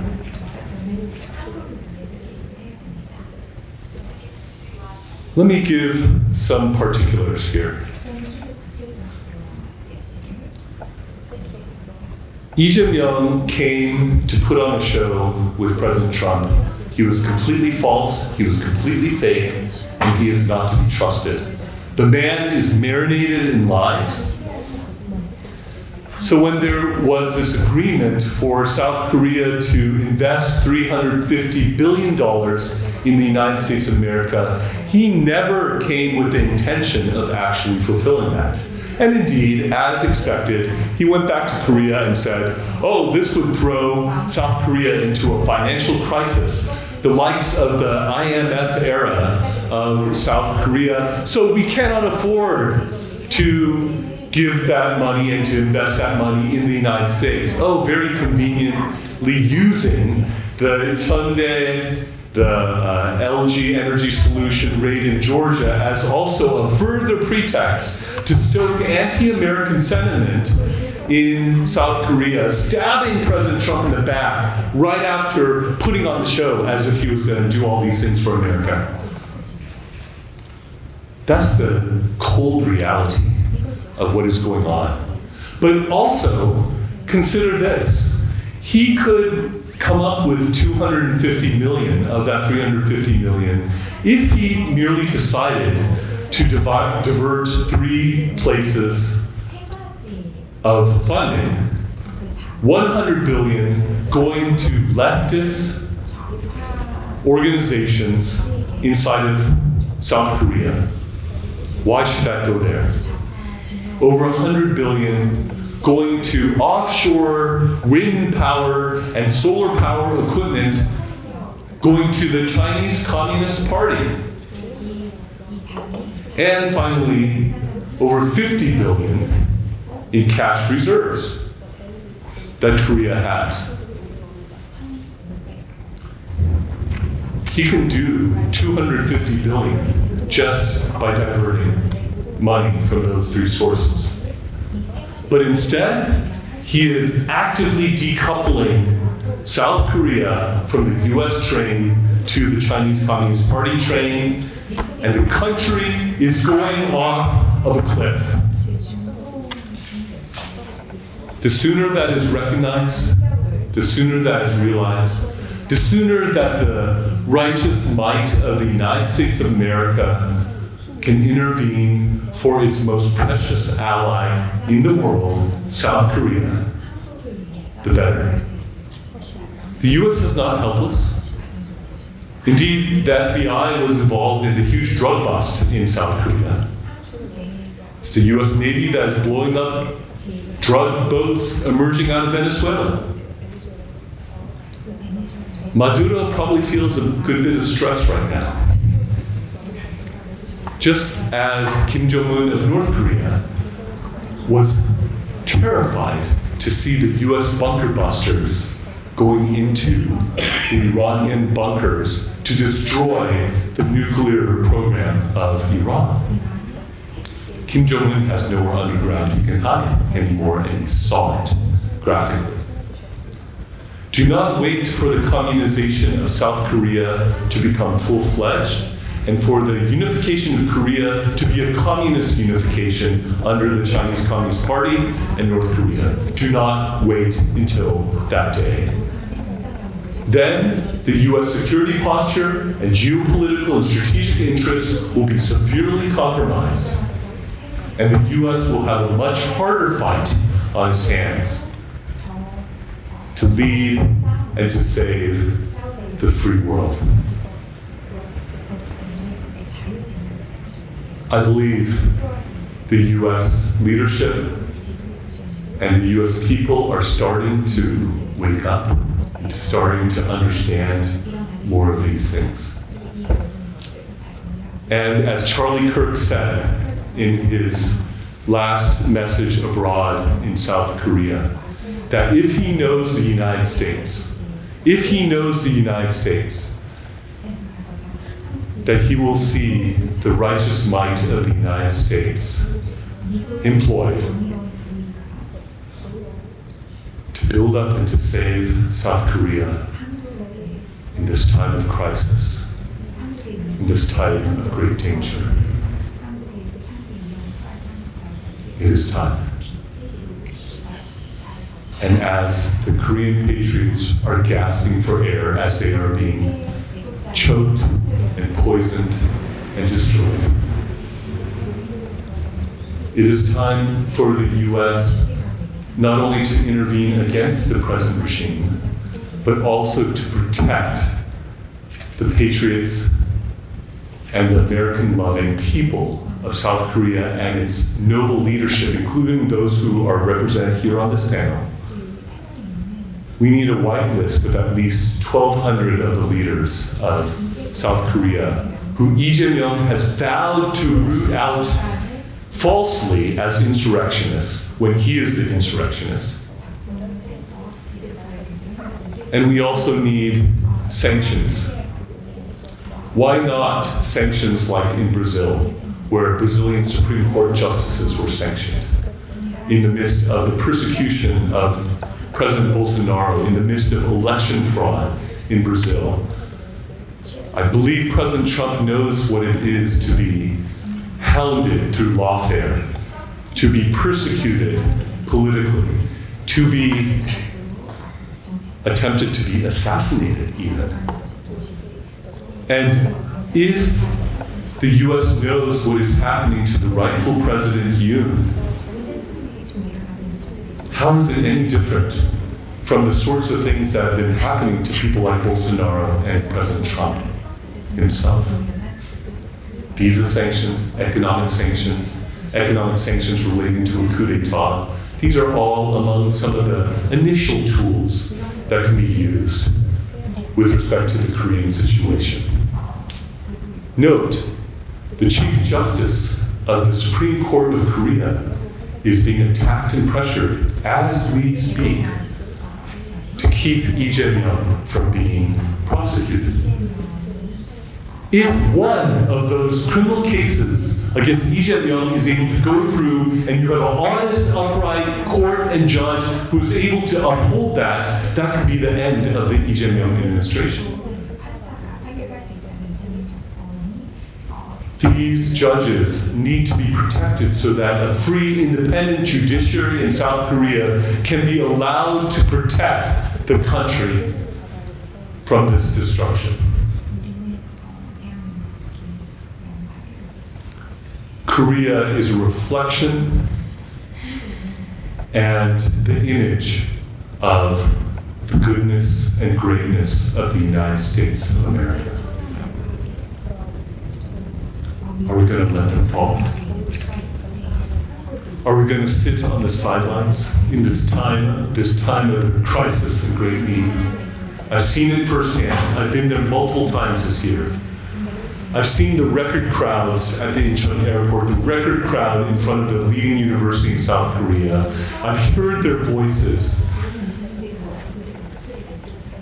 And I implore the United States people and the United States leadership to hear the voices of our closest ally in South Korea. If you won't do it for doing what is right and upholding human rights and freedom and democracy, which I believe our country still believes in, do it at least for American interests and US geopolitical strategic interests, because those are in grave risk as well. Thank you for your attention.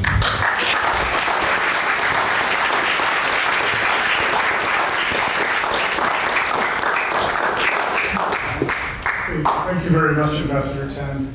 The time left, what I'd like to do is to let the audience ask some questions. So could you just raise your hand and you'll be given a microphone and just say who you are, where you're from. Hello. First of all, thank you for this remarkable panel. I especially appreciate Prime Minister Huang's powerful and clear remarks. My question is, what would you like to see the United States do? Thank you. Well, directed first to Prime Minister Huang.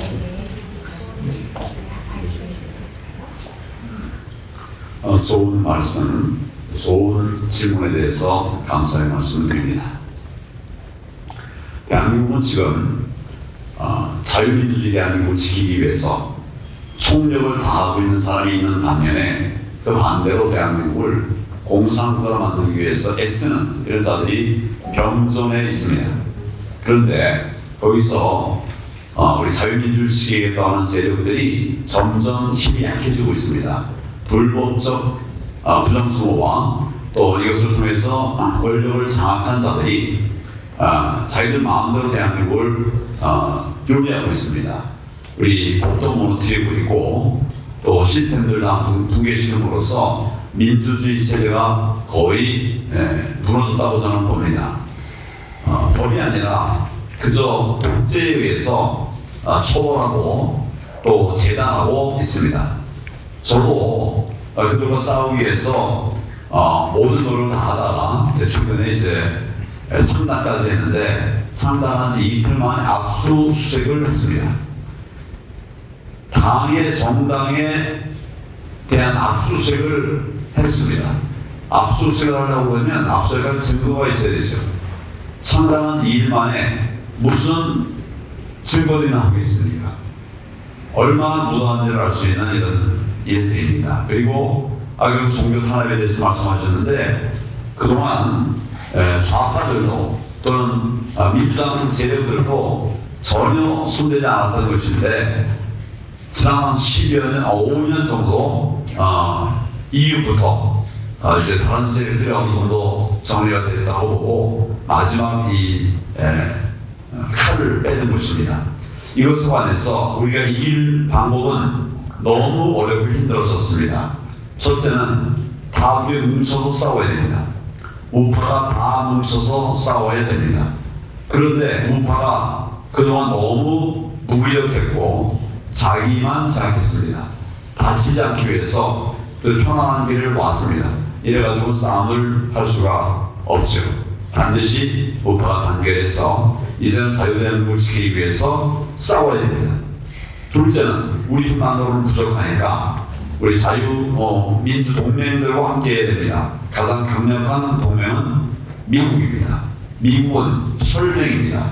세계적으로 피를 던져가면서 나라들을 지켜내는 동맹은 거의 없습니다.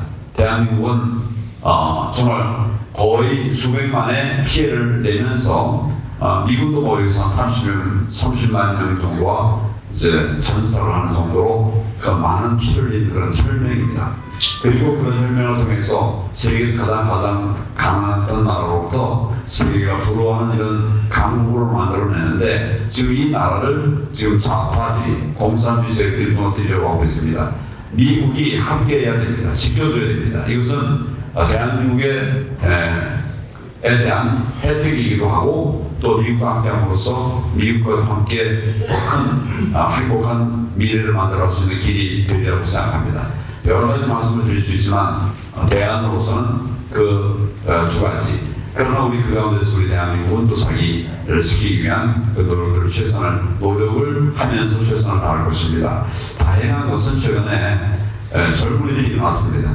그동안 우리 힘이 되지 않았던 젊은이들이 일어났습니다. 그래서 대한민국에 그래도 길이 있다. 이런 상황을 전체적으로 보면서 우리는 우리대로, 미국대로 동맹을 지키기 위한 노력을 해 나가면 길이 있겠다. 저는 그렇게 보고 있습니다.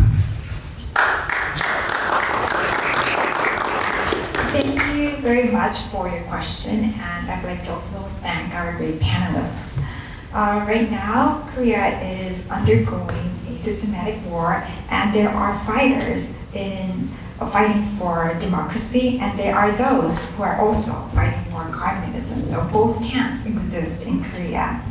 The issue is that those who are fighting for free democracy in Korea has become weaker because of the leftist power that has seized the government through election fraud, and they're currently manipulating all systems of Korea, all the legislations, the executive branches of Korea, thereby destroying the very core of Korean society.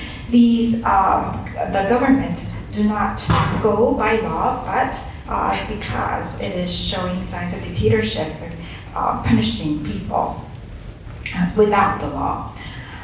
For example, I established my new party. Within 2 days of establishing my party, the police came and seized and raided my offices. In order to raid a place, you need to have evidences, but it has been only 2 days since my party was established. How could there be any evidences that could be found?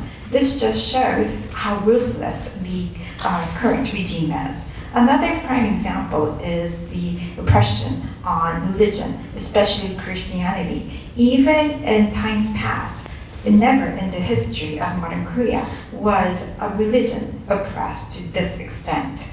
I believe that this is because over the courses of their preparation, they are in the final stages of communizing South Korea.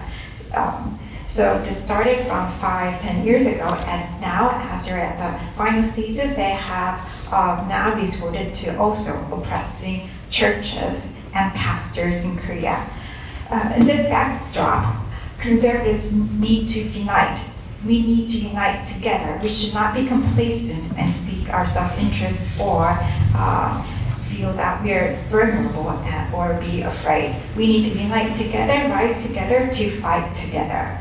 And secondly, our allies, especially our strongest ally, the US. Our alliances has been forged in blood.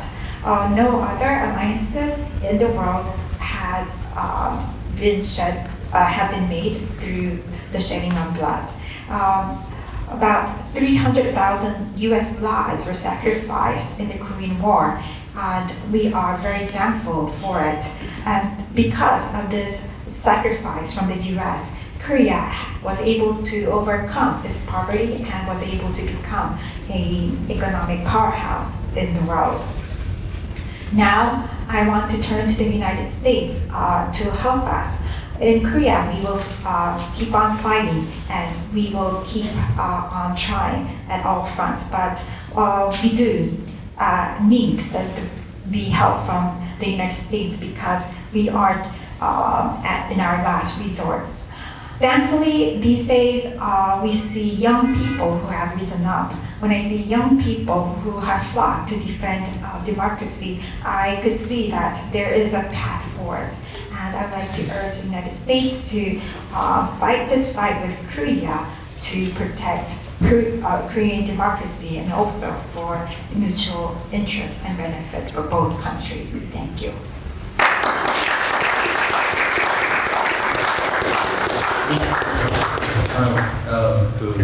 지금 한국에서는 지금 가짜 국회와 가짜 대통령을 무효라고 하는 선거 무효 소송이 2개가 제기되어 있습니다.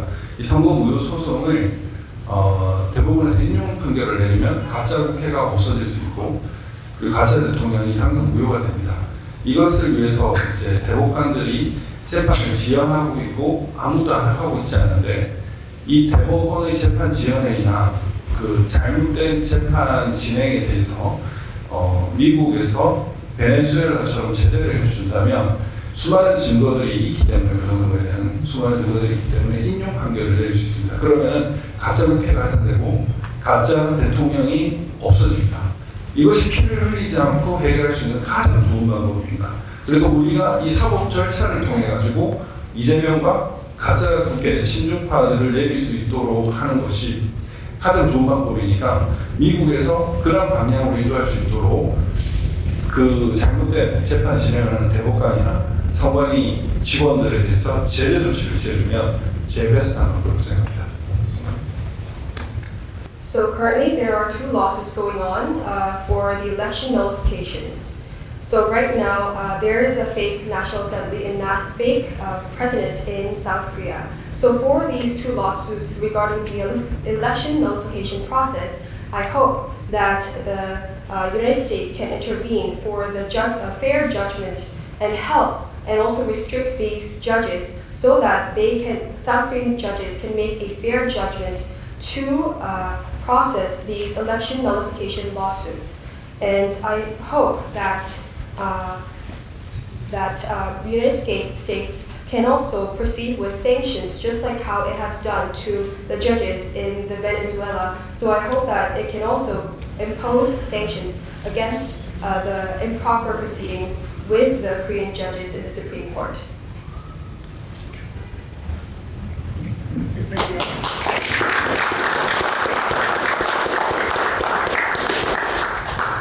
Hi there, my name is DJ. I have a question more about the practicality of what you guys are calling for. I'm a Cuban immigrant, but I'm a U.S. citizen. And when we look at Latin America, the policies that the U.S. has towards Latin America, I mean, they implement these policies because these countries are already taken over by communism. But like, for example, when you call for sanctions against the country you're trying to save, how, where do you find the balance to it not affecting the movement that you want? And how sure are you that what you're asking for the U.S. is going to do? Because I mean, even through the Trump administration, we've seen before, pleas from other nations to help, and it hasn't gone through.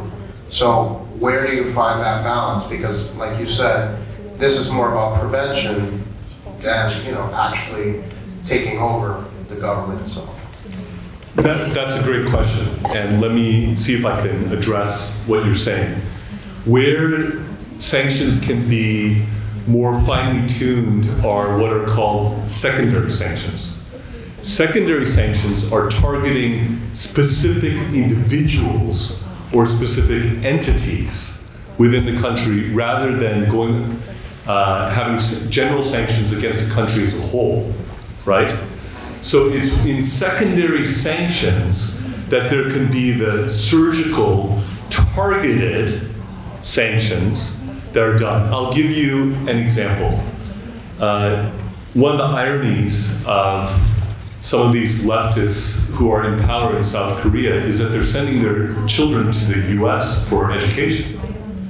If there is a visa sanction, it applies not only to that individual, but to their whole families.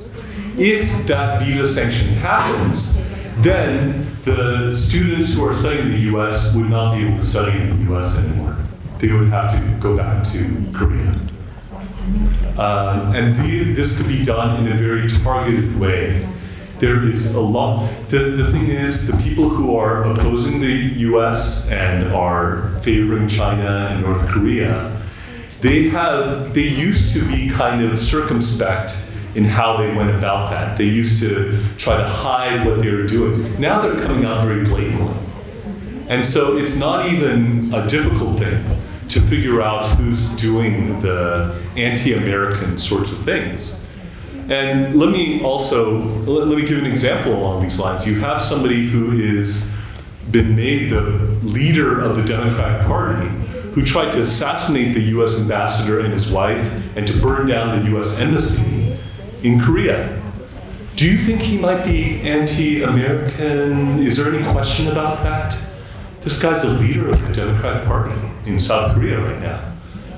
Should there not be sanctions against him, for example? And I could give many more examples, but that is one. And it's through secondary sanctions, which are targeted at individuals and individual entities, that can, in a very fine-tuned way, in a very surgical way, protect American interests and thereby protect the country of South Korea, our key ally, in a very targeted, specific way, if that helps. Yeah, thanks, Bart. I'd like to squeeze both in. Bart, could you weigh in on this? Sure. In addition to sanctions, there are also possibilities occasionally for some kind of criminal sanction when somebody has broken a law, a United States law. For example, a lot of the people that are engaged in these leftist activities are also engaged in money laundering. In the case of Venezuela, it's run rampant. They're united with the Cartel de los Soles. They're part of the narco-terrorism operation. It will probably not be long before there will be people related, working within the CCP, related to the currently ruling party, the Democratic Party in Korea, who will engage in similar activities. When they are, we should indict them in American courts and expose and seize the assets. That's the most important part. You freeze the assets and then you seize the assets. And you take their money away, you take their power away. The other thing we can do in the United States is we can do what we're doing right here. We can talk about it and preach it and shout it from the rooftops. I want to read to you something written by a Soviet dissident. I can't remember her name, Elizaveta, I can't, but she wrote a book called A Mountain of Crumbs. And she said this, and I repeat this at least once a week. They lie to us. We know they're lying to us. They know that we know they're lying, but they keep on lying to us, and we keep pretending to believe them. That's their real victory, is when you pretend to believe them. That's the point of repression of freedom of speech. They're trying to make you pretend that you believe their lies. They know they are lies, and you cannot kneel, you cannot succumb. There are people here in this room who will be in jail, unfortunately, heaven forbid, but will probably be in jail in a few days, undergoing who knows what kind of difficulties. We cannot let that happen in silence.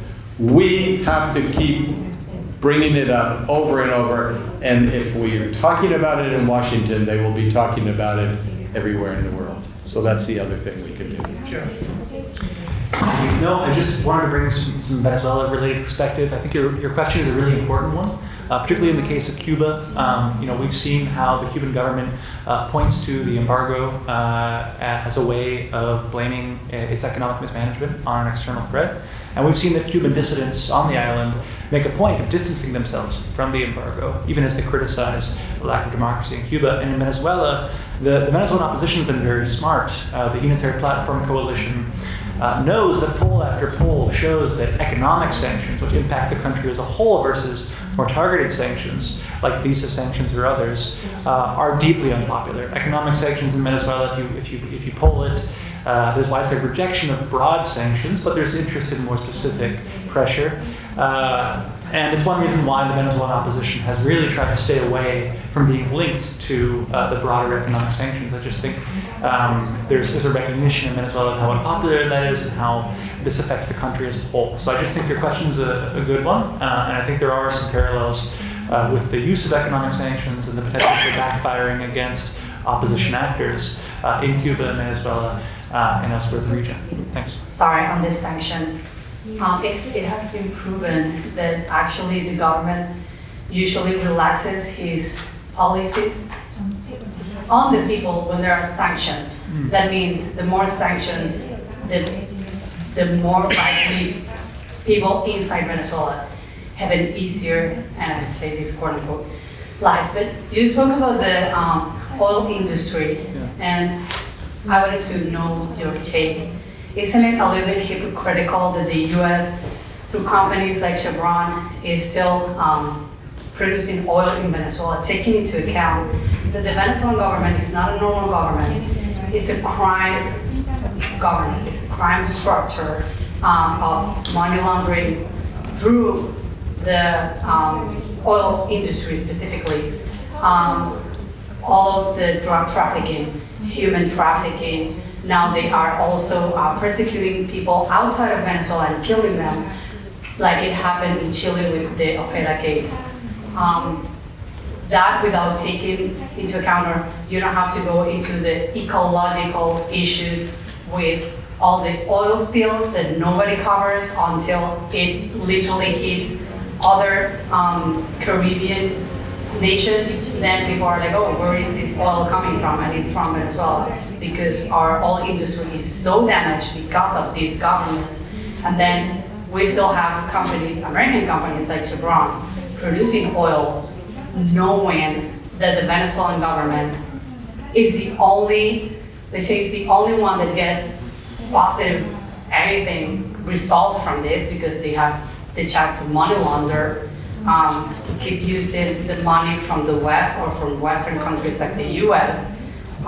It also gives them sort of like a legitimacy as a government, although they are not the legal or legitimate government.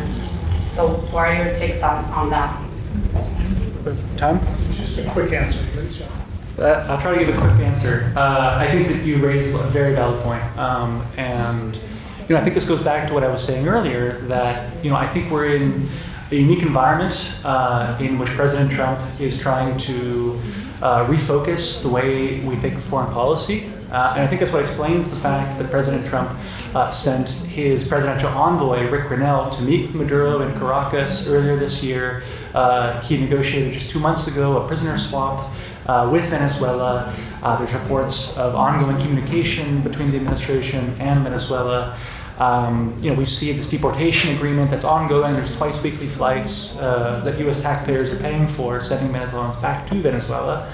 That wouldn't be possible if there wasn't communication between Washington and Caracas. And I think that really underscores that this is an administration that's not abandoning democracy and human rights, but they are talking about cold, hard U.S. interests. And I think there's been a recognition that from this administration that it's in the U.S. interest to preserve a Western footprint in Venezuela.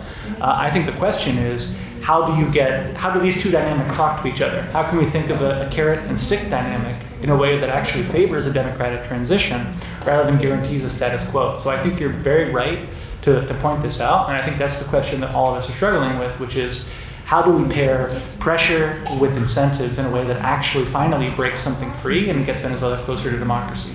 Thanks. Okay, we're just about out of time. But you got a really quick question? Short question. Really short answer. Thank you. United States and South Korea alliance. But I want to say, there is a word. If you want peace, you need to prepare war. So my question is, include me and many South Korean, they want to nuclear armament. So what US government think about this, and what do you guys think about this?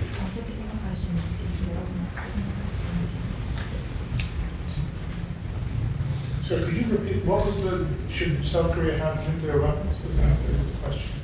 I mean, include me, South, and many South Korean, we want to get nuclear armament. I mean, self-defense. Anyone care to say that? I'm against nuclear expansion, and any time I can stop it, I think it's such a dangerous weapon. South Korea probably has the technical ability to develop them. Many countries do. Having nuclear weapons is a trap. Kim Jong-un found that out. He thought, I have nuclear weapons and now everybody has to treat me with respect. President Trump said to him with one tweet, he said, I have a bigger button and mine works. And what he was saying is, if you ever dared, Kim Jong-un, if you ever dared to launch one of your weapons, you would be completely destroyed. Nobody would stop at anything to destroy you. Holding those weapons is a danger, and it's as much a danger to South Korea as it would be. It's a false promise of a strength. Let me just add very quickly that South Korea is under the U.S. nuclear umbrella. Yeah. Right?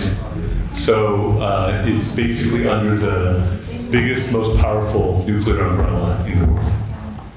Okay, I think we have to close this up. And Paul, I'm sorry I couldn't get you to speak more. That's fine. But Paul has an excellent book out called Democracies in Peril. I highly recommend it. Prime Minister, have you got something you'd like to say? 굉장히 중요한 말씀을 하셨는데 대한민국 평화를 원합니다. 전쟁을 원하지 않습니다. 핵을 사용을 안 하게 되기를 원합니다. 그러나 북한은 계속 핵 고도를 추진하고 있지 않습니까? 근데 무방비로 이제 이렇게 하실 수가 없다. 걱정들을 많이 합니다. 대한민국 국민들이 많은 분들이 걱정을 합니다.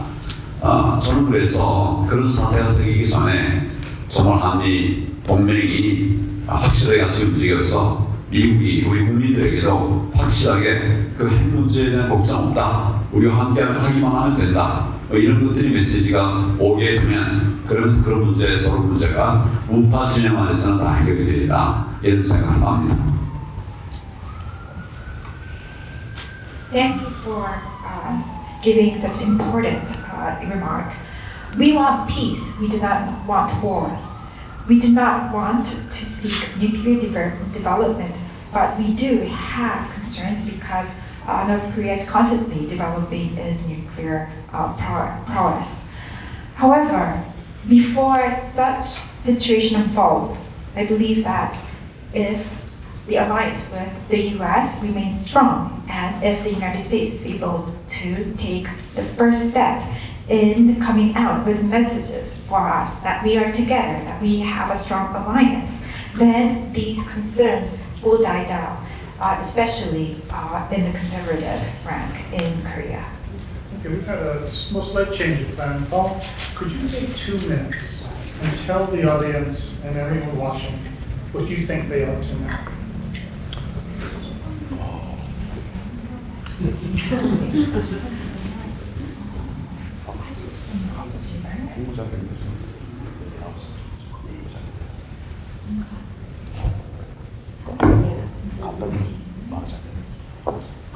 I would like to talk about Korea having self-defense systems regarding the nuclear weapons, and I would like to talk about it shortly.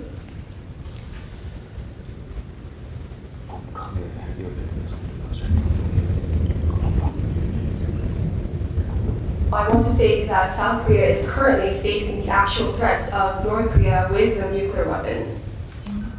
그러나 모스턴 대사님 말씀하신 것처럼 미국의 강력한 핵 무장이 있다는 걸 알고 있기 때문에 But just like Ambassador Tan stated, we know, South Korea knows that we are under the protection of the United States nuclear umbrella realm.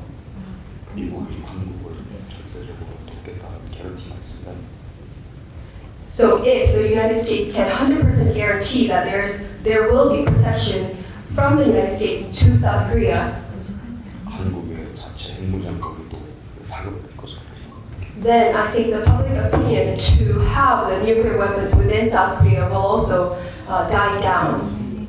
중요한 것은 However, the important thing is 중국의 위협이 증가하는 와중에 right now, when the influence of Chinese CCP party is growing, 미국이 한국을 돕지 않는다라는 느낌이 들면 if the South Korea feels that we are not getting the protection of the United States, 한국에서는 자체 핵무장거리가 증가하는 것은 불가피하다. it will be inevitable for South Koreans to talk about the self-defense and also having nuclear weapons within its own country. That's it. Thank you.